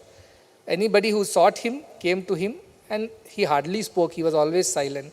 If that fellow was very deserving, in his silence also he got the answers and went back. Somebody told Ramana Maharshi, let us build a school or hospital. He said, no, I do not want to engage with anything. Only thing that he engaged in was with little worship, and whenever people used to come, he used to feed them as per the kitchen, whatever Annadanam used to happen. And he would take great interest in cooking and serving the food. Then he'll go do his Giri Pradakshina, he'll play with his animals, and most of the time he'll be quiet. He'll be just lying on his couch. People will come, take darshan and go, sit for some time and go back. Sometimes they'll chant something, sometimes they're sitting quietly. He would not bother to change anything. In fact, it seems one set of thieves had barged into the Ramana Maharshi's ashram in those days, in the middle of the night, because they thought this man is getting popular, he must be having enough dakshina coming from devotees. And they broke into his ashram. Not only that, they not only broke into the ashram, they even bet up the people inside the ashram to steal things. Even Ramana Maharshi got a few, thrashings because of the thieves. Next day they said, oh, we must complain, do something. Ramana Maharshi is calm. He says, what have they taken? Whatever they taken, good riddance of that also. He is not bothered. Not trying to improve the situation. So that is one type of Jnani. For them, everything is okay. Everything is perfect. They don't want to change anything. They say it's in their great divine plan. So their role in the world is like that. Their Jnana is for those like very high-end devotees who are already ready. They only need that wisdom. These people are for them. But then there is large middle class who does not understand things just like that. They need to be prepared. They need to be trained. Then they need to be made ready. Then you give wisdom to them. They are suffering with diseases, poverty, mental issues, so many other anxieties, depression. They have to be first taken care of. Do not preach to an empty stomach, says Vivekananda. So Vivekananda is another kind of Jnani. He says, let's fill the bellies first, then we will give them wisdom. Swami is like that. He teaches to serve, because once you serve, the person is in a comfortable position, then you can talk about higher truths to people. So this is other set of Jnani. Our mission has been ordained by the divine to do these things, to serve and that thereby improve things and thereby attain self-realization. Sri Ramakrishna Paramahamsa or Sri Ramana Maharshi's missions were different. Ramana Maharshi was not here to improve the world by opening hospitals, schools and doing Annapurna programs. That was not his way. But he was also there to do what he was there to do. That's it. So everybody is ordained to do will differently. But the perfection which we are talking about is not the perfection in the bangle or the chain or the ring. It's the perfection of the gold itself. How wonderful this gold as a metal is that it melts into any shape, size, any design. It doesn't cry. Don't make a bangle out of me. I am not agreeable to it. I will want to be only chain. Never it says so. Put it in the fire. Does it cry? Why are you putting it in the fire? It's burning me. It's hurting me. Or hammer it with a hammer and shape it differently. It doesn't cry. Doesn't complain. Likewise, the Jnani is like that. Difficulties come, so be it. Happy times come, so be it. Doesn't complain. Similarly, other people also go through it.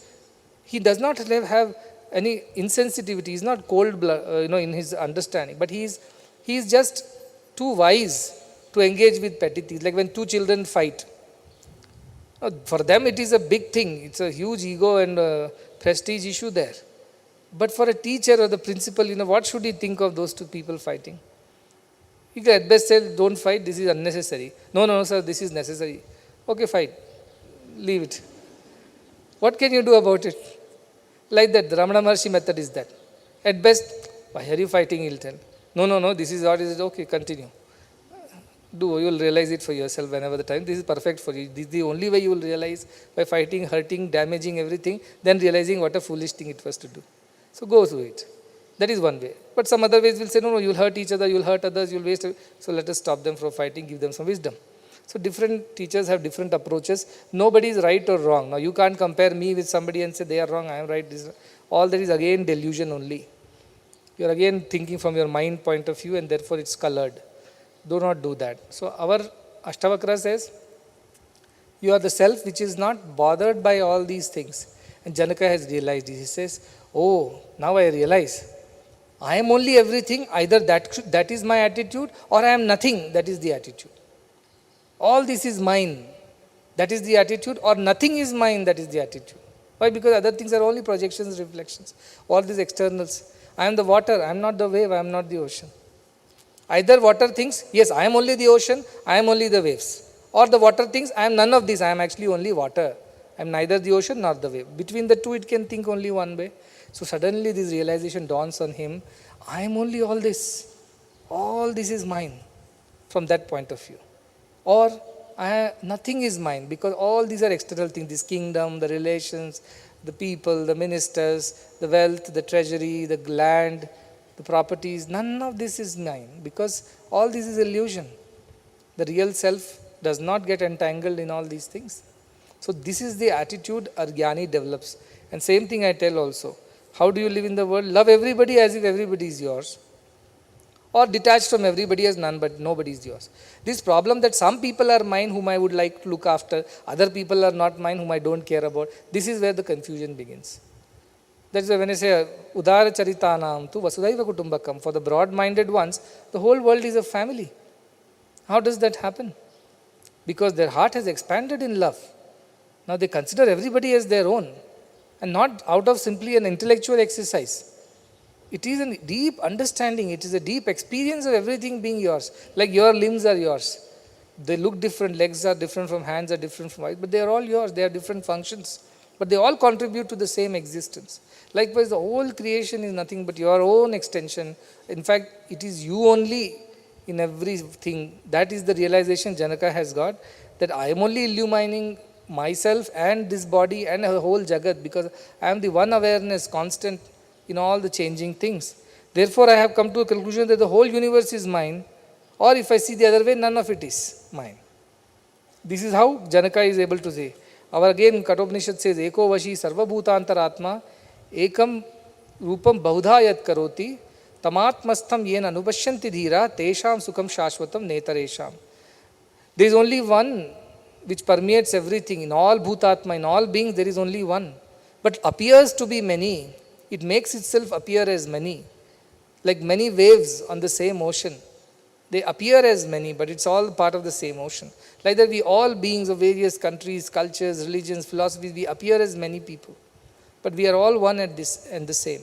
The one who understands this truth in his own heart, tamatmastham, yena anupashyanti, the one who sees this truth, that discriminating one, who can see through the clutter and the chaos and the clumsiness of the external world and cut through all that into the deep under commonality and oneness of existence, such a discriminating, intelligent, wise one is ever happy.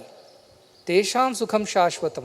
His happiness is eternal. It is not temporary that comes and goes, because he sees everything is him. He does not have a problem with anybody, anything. Such a person alone is capable of eternal happiness. All others are only temporarily happy. When they meet their friend, they are happy. When they meet an enemy, they are unhappy. But this man is happy whomever he meets, because he sees his own truth in everyone. The same shloka continues, also says, Nityo anityanam chetanas chetananam eko bahunam yo vidadati kaman tamatmastham yena anupashyanti dhira tesham shantim shashvatim netaresham. If the one who sees the permanent within the impermanent, the one who sees like the electricity in all the bulbs, the one who sees the same consciousness all of us sitting in the hall, such a person, Nitya Anityanam, in the temporary, the one who sees the permanence, Eko Bahunam, he sees oneness in the multiplicity, Chetanas Chetananam, in all the beings that are aware, he sees the awareness of the beings as one. Such a person who realizes this in his heart, his peace is permanent. All the time Ashtavakra is saying, Sukhi Bhava, Shanti, Shanto Bhava, Shanti, Sukha, Sukha Shanti we keep repeating in our life. Sukh Shanti se raho, they say. Be happy, be peaceful. How? This is how. You see that oneness in multiplicity, you see that common awareness in all that which is aware around you. You see that one lordship of that awareness in everything. You are ever happy, never sad. You are ever peaceful, never disturbed. That idea is Upanishadic idea. And that is what Ashtavakra has taught Janaka. And Janaka, being such a good disciple, has quickly caught that idea. And not just caught the idea, he's experienced the idea and he's able to explain that this is how I feel now. In a way, he's kind of verifying that is this how one should feel at that point in time. I'm feeling such way. I'm feeling that everything is mine or none of this is mine. And then the third shloka, which says, Sashariram aho vishwam parityajya mayadhuna kutaschit kaushala deva paramatma vilokyate. 18th page it is there, 2.3. He says, Sashariram aho vishwam. Now by some subtle skill, see, kutaschit kaushala means by some subtle skill, by some strange ability, which was not mine before, but somehow I have developed, I believe, in the last few hours when I have been hearing you. And he says, kutaschit means some kind of kaushalat, some kind of skill that I have developed, eva, this one, that Paramatma vilokyate, I am able to see the Paramatma. Atma means Jivatma, small one. Paramatma, the ultimate supreme self, I am able to see in everyone. Sashariram aho vishwam, in my body, along with the entire world, entire universe, I am able to see the same self in everything. Parityajya maya adhuna. And I have given up this idea they are different immediately, that my body is different, the world is different. Parityajya. From the root I have eliminated this idea of separateness. My adhuna, immediately I have done that. After listening to you, I have discarded this idea of separateness of my body and the world and everything else as being different. And it is not an intellectual exercise. I have understood that, I feel it in my heart. And what has happened? As if by some strange blessings, a skill that I have all of a sudden developed, I am able to experience that supreme being, that supreme self in everything. This is the idea. He tells no, yadi deham pratakritya chiti vishramatistati. If you can separate yourself from the body and your mind is put to rest without any thoughts, adhunaiva sukhi shanto bandha moksho bhavishyasi. Here and now you will become sukhi and shanta, peaceful and happy, and be free from all the bondage. He is responding to him in his same words. What is even? Sashariram aho vishwam parityajya. I have given up the idea of body. Means I have given up the idea of mind also, which you asked me to do. Parityajya, and from the root, I have eliminated this idea. And mayadhuna, he says, adhunaiva sukhi shanto, mayadhuna. Immediately I have done this. The moment you told me, you taught me, I have immediately followed this. And now what do I experience? As if some strange power has come to me. Because of which, Paramatma vilokyate, I am seeing everything as the same divine self. This realization has happened to Janaka. And he is explaining the realization to his guru like a child who wants to tell the teacher about what he has done. These children are there, they draw something and they want me to see all their drawings. Because they're excited, they've achieved something, they're experiencing something, they want to share that joy with me. So Janaka is responding to Ashtavakra in the same words as Ashtavakra had spoken to him, saying, immediately I have become happy and peaceful. I have eliminated all this idea of mine and thine, this world and me, Jiva, Jagat, Ishvara, all gone. Now only Paramatma. But how it has happened to me? Not by my greatness of discipleship, by as if some strange skill I have developed. It means I am attributing not to my doership. I am attributing to a greater power at work. I am attributing to maybe your grace as a guru, maybe God's grace. It says, I mentioned, Tapa Prabhavat Deva Prasadat. By my tapas or by Devata's anugraha, by your grace I might have developed this skill. I do not know how I got it. He himself is wondering because he did not plan, he did not do. There is no kartrutva bhava, so there is no bhoktrutva bhava. Na kartasi, na bhoktasi, mukta evasi, he says. You are not the doer, you are not the enjoyer. This is exactly what he is saying. Many times students come, I tell them give a speech or something. After the speech they tell, Swami, the speech comes out well. I tell, very well done. They say, Swami, I just don't remember what I spoke.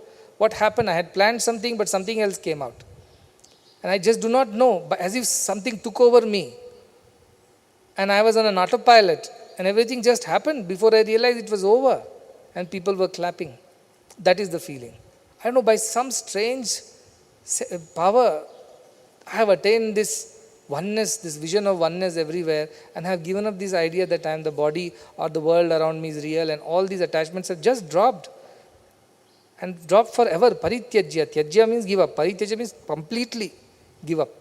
Now, again, I won't go and get caught in the same idea of this. Our problem is that one day we are out, one day we are in. That is, one day we are very spiritual and we don't have any attachment. Suddenly we feel very free. Next day something happens, our mind goes back the same old ways. So he's saying, once for all, I have given up this idea.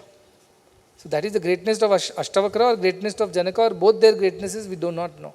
Because he's such a deserving Ashcharya Vakta, Kushlo Asya Labdha. Great teacher, great student come together, great things happen. So if great things don't happen, then you don't have a great teacher. That's what you should think, isn't it? So that is the idea. Ashtavakra must be thrilled because 20 shlokas, actually 19, because first shloka was Janaka's question. 19 shlokas and you have got a self-realized disciple. Imagine, we have heard shlokas after shlokas, 700 shlokas of Bhagavad Gita and God knows how many shlokas of Upanishads, and yet we are struggling to, of course some days are good days, we feel very good on those days when we have no problem, no issues, no trouble. Even I have very good days when some days are there, nobody asks me for anything, nobody sends me any message for any instruction or decision, nobody informs me about any problem, any issue anywhere. That day feels like such a beautiful day. But the other day somebody informs, one fellow had done some mischief there, this thing did not work out, that thing has got delayed, this license has not come, that permission didn't go through. Again my whole mind goes into that because it has to deal with things. So this whole shifting between the prajna, jiva prajna and deva prajna, it's a painful experience. You keep getting tossed between the two. That's why Ramana Maharshi, Ramakrishna, all these people stayed away. They said the moment you interact with the world, you have to enter your jiva prajna and behave. You know there is daiva prajna, but nevertheless your mind must get engaged. And then if you walk in the rain, you will get wet, right? You walk in the sun, you will get hot. Likewise, when the mind is interacting with the world, the good and bad of it, it will affect the mind and its ways. That's why yukta ahara vihara, always moderation is a must. Too much of activity is not good. Yukta cheshtasya karmasu, all activities have to be in moderation. Too much activity is no good. But then you say you build this hospital in 10 days, that hospital in 2 days, all kinds of things, impossible targets you give and make us work 28/7. How does it work? Then I tell them, see, that is divine ordinance. You have been given the task because you have to think of only good of the others. You should not think of yourself even for a second. Maybe that is your path. So you do your part. I am doing my part. And anyway, at the end of it, everything is perfect. This is the perfect way of getting where we need to get it. So different people, different folks, different strokes. God knows what suits whom. Like two people are there, both are having headache. One is running a coffee shop, another is running a pharmacy. The coffee shop fellow goes to the pharmacist, and the pharmacy shop goes to the coffee shop owner to have a cup of coffee. We don't know what works for whom. The pharmacy fellow, his medicines don't work for him, but coffee works. The coffee shop fellow's coffee doesn't work for him, the medicine works. So some people, through action only, they will redeem themselves. Karmani chittya shuddhartam, their hearts will become pure through action. Maybe that is why they should engage. Some people through upasana, because their minds are already quite stable, they just need it to be a little more focused. For them there is another path. But different paths are there, ultimately leading to the same goal. Likewise, different rishis, different jnanis have done different things. But all of them have guided humanity. Our spirituality is so broad-minded, it is like a buffet. You can go and choose what you like. Everything is there, present. You like karma yoga, start with that. You like bhakti yoga, start with that. Some people start with sweets and then come to the other flavors. Some people start with the salty and other flavors, then go to the sweets. Doesn't matter. At the end, all that will go to your stomach only. The sequence may be different. But that is how everybody is to be engaged in some sadhana or the other that suits their aptitude. Because if you do the wrong sadhana, you will frustrate yourself because you are not meant to do that. So this is why everybody has been given. Our scriptures are very, very compassionate that way, very kind, very flexible to adapt to our requirements. They customize the path to us. One more story. Ramakrishna Paramsa was there. He had two disciples, Brahmananda and Vivekananda, you know that. So it seems, this is a story I have heard, that once they were going in a boat, Brahmananda was there and Vivekananda was also there. Now Swami Vivekananda was a little hot-tempered, you know. He would not take any nonsense like that. He will give back. Brahmananda was a very docile, very meek, very humble, sweet, demeanored fellow. He would not argue with anybody. He'll leave the things as it is. So when they were going in the boat, it so happened that some people were talking ill about Ramakrishna Paramsa. Oh, that madman. Oh, that fellow who knows nothing. He's on another world. When they were speaking such, Brahmananda was sitting and he did not say anything, but Vivekananda's blood was boiling. And at some point in time, Vivekananda got up and said, another word and I will throw you out of this boat. And Brahmananda, quiet. Our teacher teaches us not to fight with anybody, have compassion, kindness, sit down. So when they reach, Vivekananda goes and complains to Ramakrishna Paramsa. You know, when you were traveling in the boat, people was accusing you of wrong things. I couldn't bear it. I told them that I will catch you by the collar and I will throw you out of the boat. Another word you speak about my guru. But Brahmananda was sitting quiet, saying that how can we behave like this? Our guru has taught us to be kind and compassionate. How could we behave like ruffians? So Ramakrishna Paramsa scolds Vivekananda. Yes, how could you behave like this? Whatever they say, they may say. If you spit at the sky, does it touch the sky? Why should you worry about what they say? You should cool down a bit. Your temper is too much. He reprimands him. Then Vivekananda leaves. Then he catches up Brahmananda and says that, no, Brahmananda, useless. How could you just bear all these things? How could you just listen to whatever is being said? Should you not get up and resist that? Should you not oppose that? Just keeping quiet like this? Is this the discipleship that you learn? Brahmananda is not now confused. Just now you scolded Vivekananda for being hot-tempered and arguing back. And you scold me now for not doing that. So that was Ramakrishna's method. Because Vivekananda was too hot-tempered. He had to be mellowing down a bit. So he gave him one lesson. For Brahmananda, there was another lesson. Some people, I want to go and start another project. I said, calm down, just sit here. No, I have to do something. I have to change the world and I have to keep quiet, sit down. There's too much rajas. They are not driven by sattva, they are driven by rajas only. They can't sit quiet. They want to start a new project, do something, get engaged in something because 2 minutes they see they're workaholics. They cannot sit quiet. To them I tell, calm down, sit down here, listen to Ashtavakra Gita. Then there are some people, can I just listen to Ashtavakra Gita? I don't want to do any work. Get up and do that project. You don't have to listen to Ashtavakra Gita. So they're all confused in the ashram. Some people don't want to listen to Ashtavakra Gita. I am forcing them to sit here and listen. Some people don't want to, they want to listen to Ashtavakra Gita. They don't want to do project. I am pushing them, go do this project, that project. Because different people have different vasanas and their samskaras. And a guru should be able to understand and accordingly prescribe the right kind of medication. And two medications may differ. Stomach pain may be because of constipation or it could be because of loose motions. We do not know. Doctor knows and he will give the different medicines to them. So like that, Guru's role is very, very crucial in one's spiritual upliftment. That is why in our scriptures, Guru has been placed at the highest pedestal. That without Guru, you cannot just, of course, you can be so sincere that your Atma becomes your Guru. That is another method. But that is very difficult, like Gautam Buddha's method. He has to search for the truth himself and go through a lot. Whereas Janaka Maharaja is sitting at the feet of Ashtavakra and able to realize the self. Because of the presence of such a wonderful Guru who is a great speaker of the truth. By just listening to him, wisdom dawns on the listener. That is the beauty of Ashtavakra's teaching. I'll take one more shloka, then we will close. 2.4, that's on page number 25. And this example you have already heard so many times that it will be very easy. The description of the self. Janaka is experiencing some joy of oneness. So again he goes on describing. When you are very happy, we go on speaking, isn't it? We just go on some rumbling, something, keep saying something when we are too excited. So Janaka is saying, Yatha na toyato bhinnaha tarangaha phena budbudaha atmano na tatha bhinnam vishvam atma vinirgatam. Like Yatha, just as, not different. What? Toya, taranga, phena budbuda, he says. Toya means water, taranga means waves, phena means foam, and budbuda means bubbles. Like the water is not different from the wave or the bubbles or the foam or whatever other forms that the water takes. Likewise, self is not different. It appears to be different, it is not different.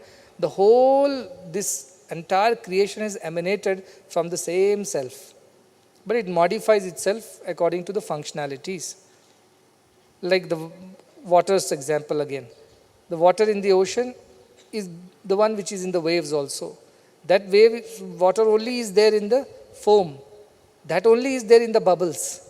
Everything is water. And tomorrow if it vaporizes, it becomes water vapor, goes and becomes the clouds, it's the same water in the clouds. And when the clouds burst and the rain happens, it's the same water returning again to the ocean.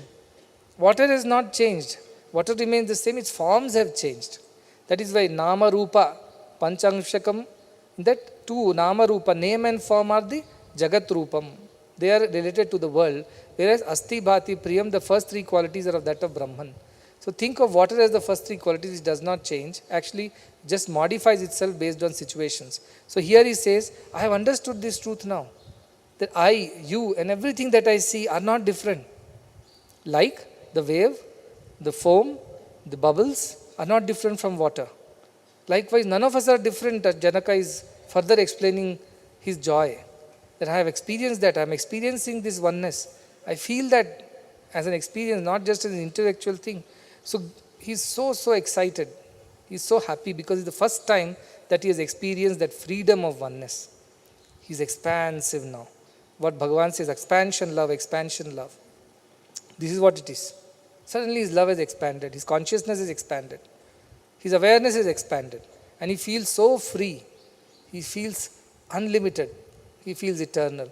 That joy he is explaining in so many words, and this is one, but now my throat is paining, so I will stop talking.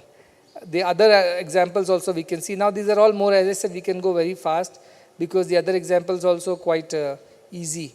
You go to the next one also is like the threads and the cloth. Now you look at a cloth, it looks like a piece of cloth, but really it is nothing but threads. Like that you look at the world, it looks like a world, but really if you analyze deeply, it is the same Atma interwoven, the same knowledge. So that is the next shloka. Similarly, in another shloka, he'll go on like that. Like in the sugar cane, the sweet juice is same. You eat the sugar cane from top, middle or bottom. The piece of the sugar cane may be different, but the sweetness, the juice is one and the same. Likewise, I am feeling the oneness in everything that is looking so different. Unity in multiplicity, I am looking at that as single one existential reality in all the diversity that exists. And he gives on example. As I said, the next shloka is about cloth and threads. The following shloka is about sugar cane and sweetness. So these are the various ways he is able to say that I alone permeate everything. Like the sweet juice in the sugar cane permeates the entire cane. Like the threads permeate the entire cloth. Like that this one self permeates the entire creation within and without. This is my understanding. So that is still 2.66 shlokas. After that we will take it up tomorrow. But as I said, you have to meditate and contemplate on it. Just listening, Nayamatma Pravachanena Labhyaha, it won't be going inside. You may intellectually, all of us understand intellectually. But experiential reality is bodha. That has to happen by constant contemplation, Shravanam, Mananam, Nididhyasitavyam. So there are two ways I always say. The road that takes you to Chikbalapur, the same road brings you back over here too. You listen to the truth and then practice it and then experience it. Or you practice the truth, that is you start experiencing the truth and then you start practicing it. Now we haven't experienced the truth like Janaka still. If we had experienced, then next day onward we will start loving everybody and hate none. But that's not happening to most of us. So what is the other method? Our method is to practice these basic things. Okay, what is the method? How do you feel when you realize the self? You feel oneness with everything. Oh, that is impossible to practice. What else you feel? You feel equanimous. You feel peaceful. You feel happy. How do I practice that happiness? How do I practice happiness? In every situation, try to go back and say it's for my good. It's for everybody's good. And don't complain. Don't cry. Try to accept it. Peace will come. Happiness will come. So practicing happiness, practicing peace should be your method of realizing this truth. Because once you realize the truth, you become peaceful and happy. So start practicing happiness and peacefulness. How do we do that? Yes, difficulties will come, ups and downs will come. Every time it comes, remind yourself of some of these shlokas, saying these are all waves. These are all modifications of the vikaras in myself. These are all prakritis. Nature is to keep changing. I should not try to control that. I rather accept it and then find the best way to be peaceful and happy amongst this. As I say, where there is one who can sleep, two can sit, three can stand, all are happy. So this idea, and that comes from Tyagat Shanti Anantaram. Sacrifice is the practice that you should do. The more you sacrifice, the more peaceful you become, the more happy you become, the more you realize the truths of these verses. Sacrifice is the key. What sacrifice? Your personal agendas, ego, your personal ideas, your personality traits, I, me, mine. Start sacrificing these one by one. And you will start experiencing peace and happiness. And eventually your happiness and peace will expand and expand and expand and embrace the entire creation. Your love will expand. That's why this whole method is there. Bhagavan used to give example, when you are a bachelor, you only love yourself. You are worried about your food, your rest, your comforts. Once you marry, you have to worry about your wife or the husband as your spouse. Then you have children, you worry about your consciousness expands. Then your children will bring their friends, their relations. Again, you have to take care of everybody, your consciousness expands, love expands.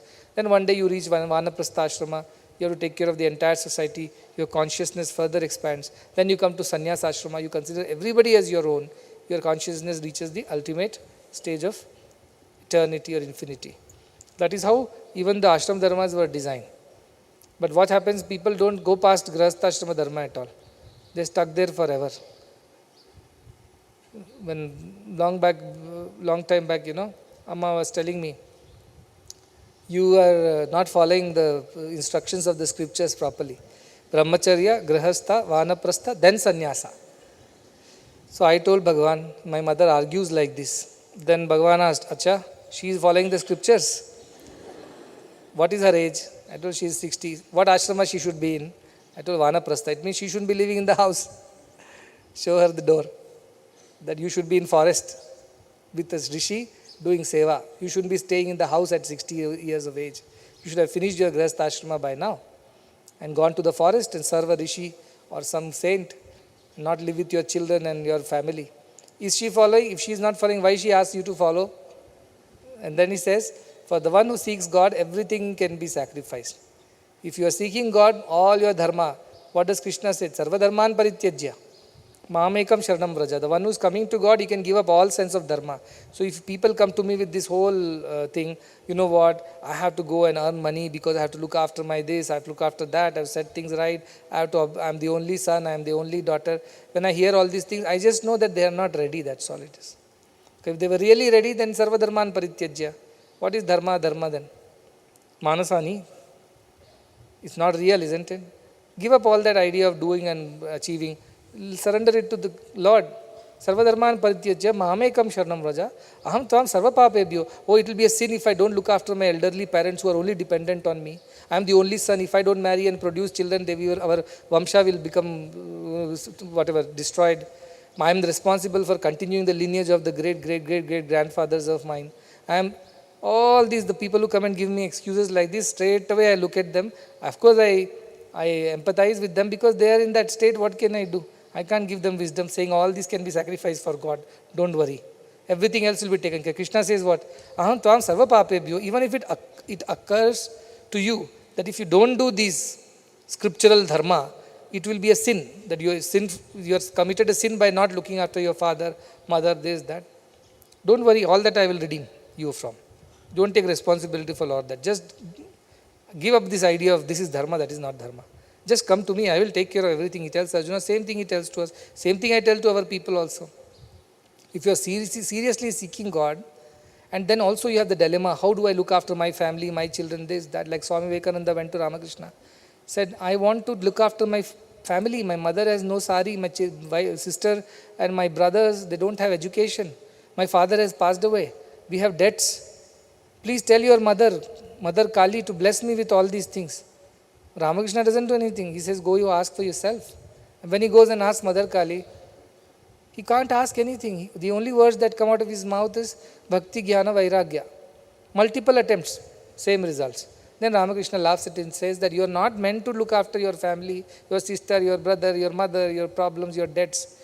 You are meant to do greater things in life. That is what Mother has chosen you for. But don't worry, I will ensure that mota bhat, mota kapada, I will take care of your family.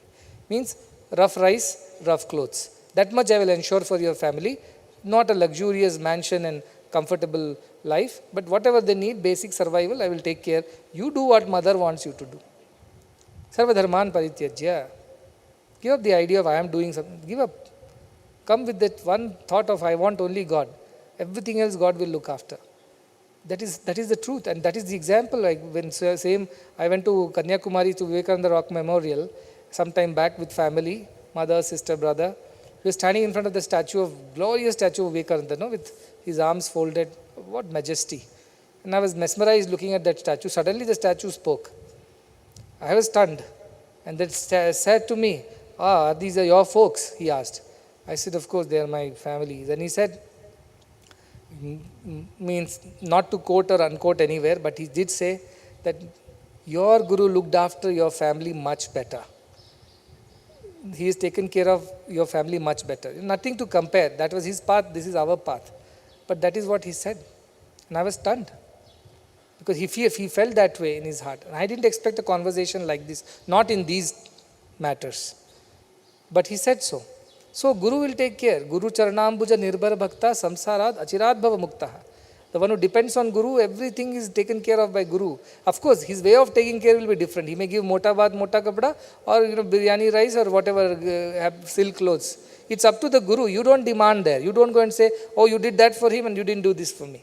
You don't demand that. Whatever Guru gives is prasada. You take it with same equanimity and joy that Guru has given me. That is the greatest fortune. That is how one should live a life in our spiritual path. And this fooling around with this idea, this is my dharma as the only son, this is my dharma as the only daughter, this is my dharma as the wife, this is my dharma as the husband, this is my dharma as the... Don't give all these things to me. Because Ashtavakra says very clearly, dharma, adharma, sukha, dukha, manasani na te vibho, na kartasi na bhoktasi, mukta evasi sarvada. Where is the question? You have desire to do all these things, then say it straight as it is, don't fool around. Say to the Guru, Guru, I have a lot of desires, I am not yet ready. Give me some time, I will come back later, then you teach me wisdom. Okay, at least you are honest, you will say, go ahead and do what you want. Everything is perfect. You will come back in your own time. Kalena atmani vindati. With time you will realize. That is how one should be with the Guru. Honest, sincere, straightforward. No fooling around, no mincing words, no disintegrity of your thought, word and action. That will be forgiven, that will be accepted. So that is how one should be. This is the idea of our spiritual scriptures, which are a great blessing for people like us, who what we would have done without these scriptures, you tell me, without a Guru, without the jnana of the scriptures. We would be like andhai naiva niyamana yathandha, blind leading the blind. People tell us money is important, family is important, position is important, social security is important. We would be following them like sheep. Because that is what matters to the world. Blind people leading the blind, unwise people or ignorant people leading the other ignorant people. They can't go far. Dandravyamana paryanti mura, they go in circles, they say. Circle of birth and death, birth and death, birth and death. But these scriptures show us the way out. They break the jinx. They show, get out of this loop. This is the way out. Forget about this idea of dharma, dharma. Just surrender to the Guru, to the truth. Whatever happens is fine after that. Don't come with lame excuses. This is my responsibility, therefore I cannot dedicate myself to God. Don't tell all these things. That is what the scriptures say. So give up the idea of doership, enjoyership and dharma, adharma. Everything is forgotten, forgiven when Guru's grace shines. If you please the Guru and God, everything else is okay. There is nothing called sin and merit after that. Everything is Guru's responsibility. So that is the beauty of the assurance of Sri Krishna. It just occurred to me, I thought that I will share with you. We will hear a bhajan and then we will close for today.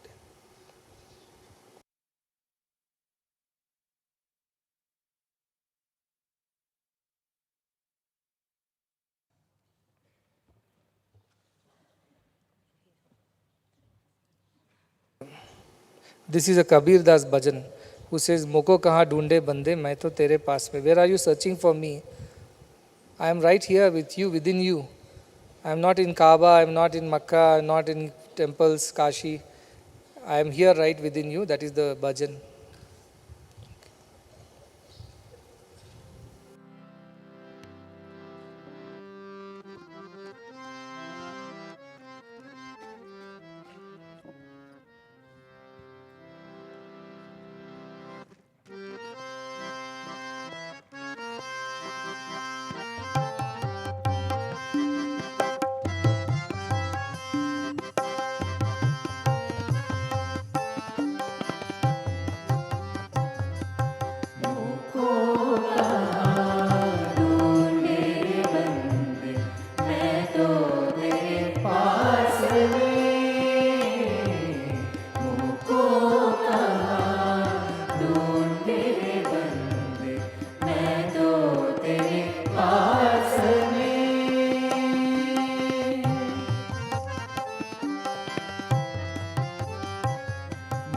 Tirath में ना मूरत में ना एकांत निवास में ना तीरथ में ना मूरत में ना एकांत निवास में ना मंदिर में ना मस्जिद में ना मंदिर में ना मस्जिद में ना काशी कैलाश में ना मंदिर में ना मस्जिद में ना काशी कैलाश में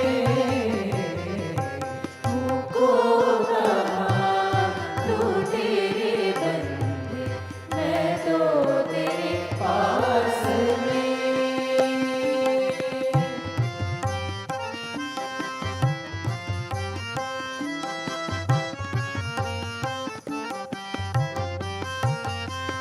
ना मैं जप में ना मैं तप में ना मैं व्रत उपास में ना मैं जप में ना मैं तप में ना मैं व्रत उपास में ना मैं क्रिया कर्म में रहता ना मैं क्रिया कर्म में रहता ना योग संन्यास में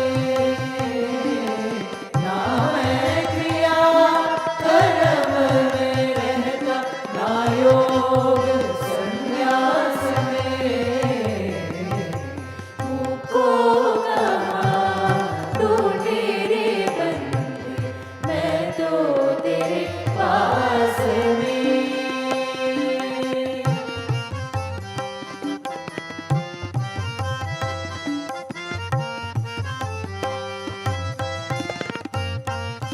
नहीं प्राण में नहीं पिंड में ना ब्रह्मांड आकाश में नहीं प्राण में नहीं पिंड में ना ब्रह्मांड आकाश में ना मैं भ्रुकुटी भंवर गुफा में ना मैं भ्रुकुटी भंवर गुफा में सब शासन के श्वास में ना मैं भ्रुकुटी भंवर गुफा में सब शासन के श्वास में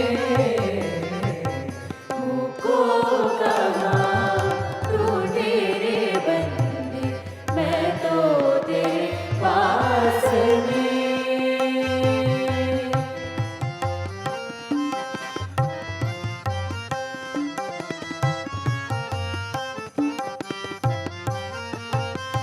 खोजी होए तुरंत मिल जाऊं एक पल की तलाश में खोजी होए तुरंत मिल जाऊं एक पल की तलाश में कहे कबीर सुनो भय साधो कहे कबीर सुनो भय साधो मैं तो हूँ विश्वास में कहे कबीर सुनो भय साधो मैं तो हूँ विश्वास में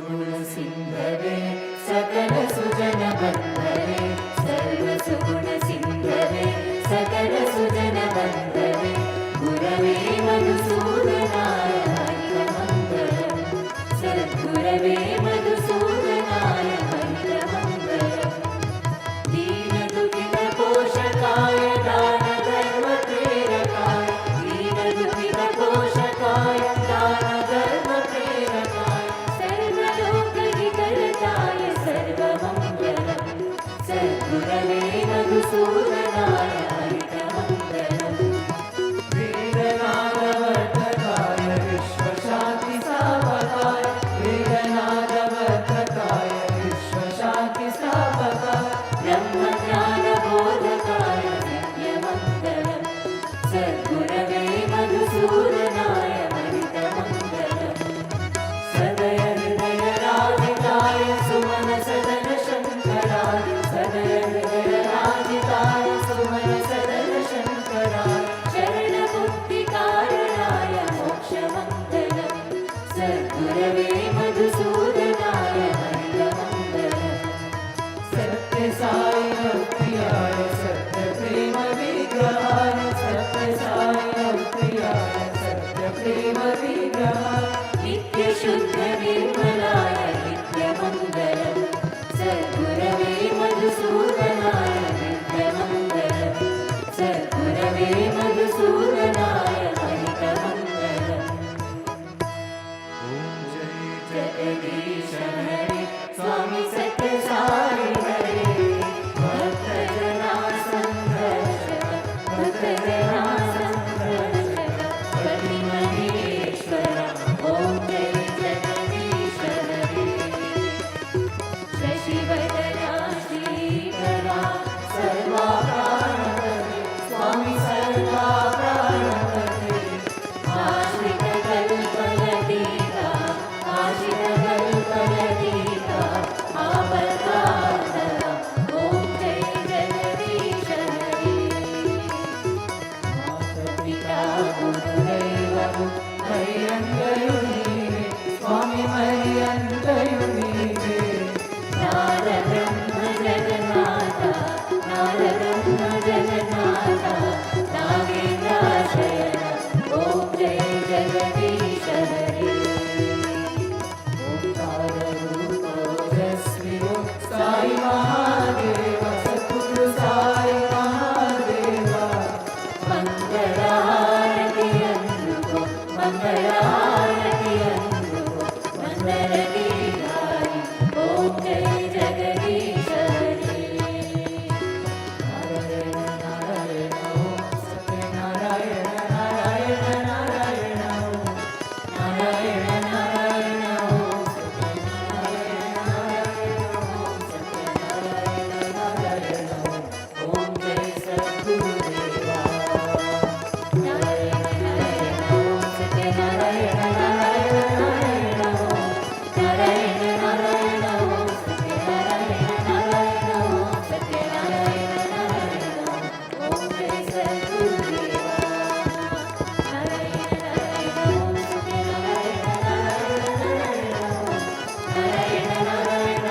सत्यनारायण नारायण ॐ सत्यनारायण नारायण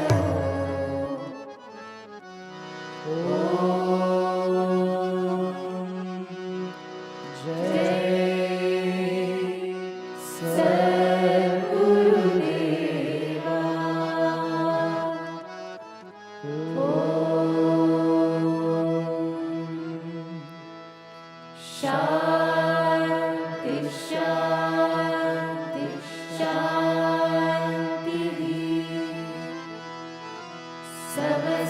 समस्तलोका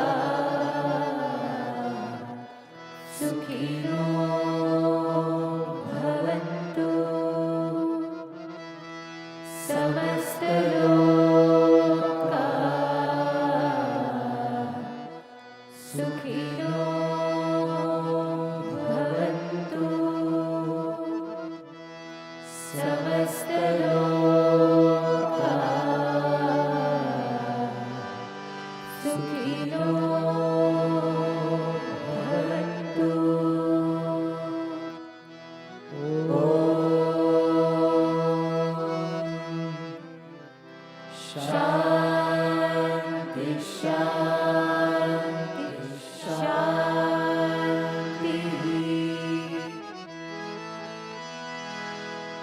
जय बोलो भगवान श्री सत्य साई बाबा जी की जय। जय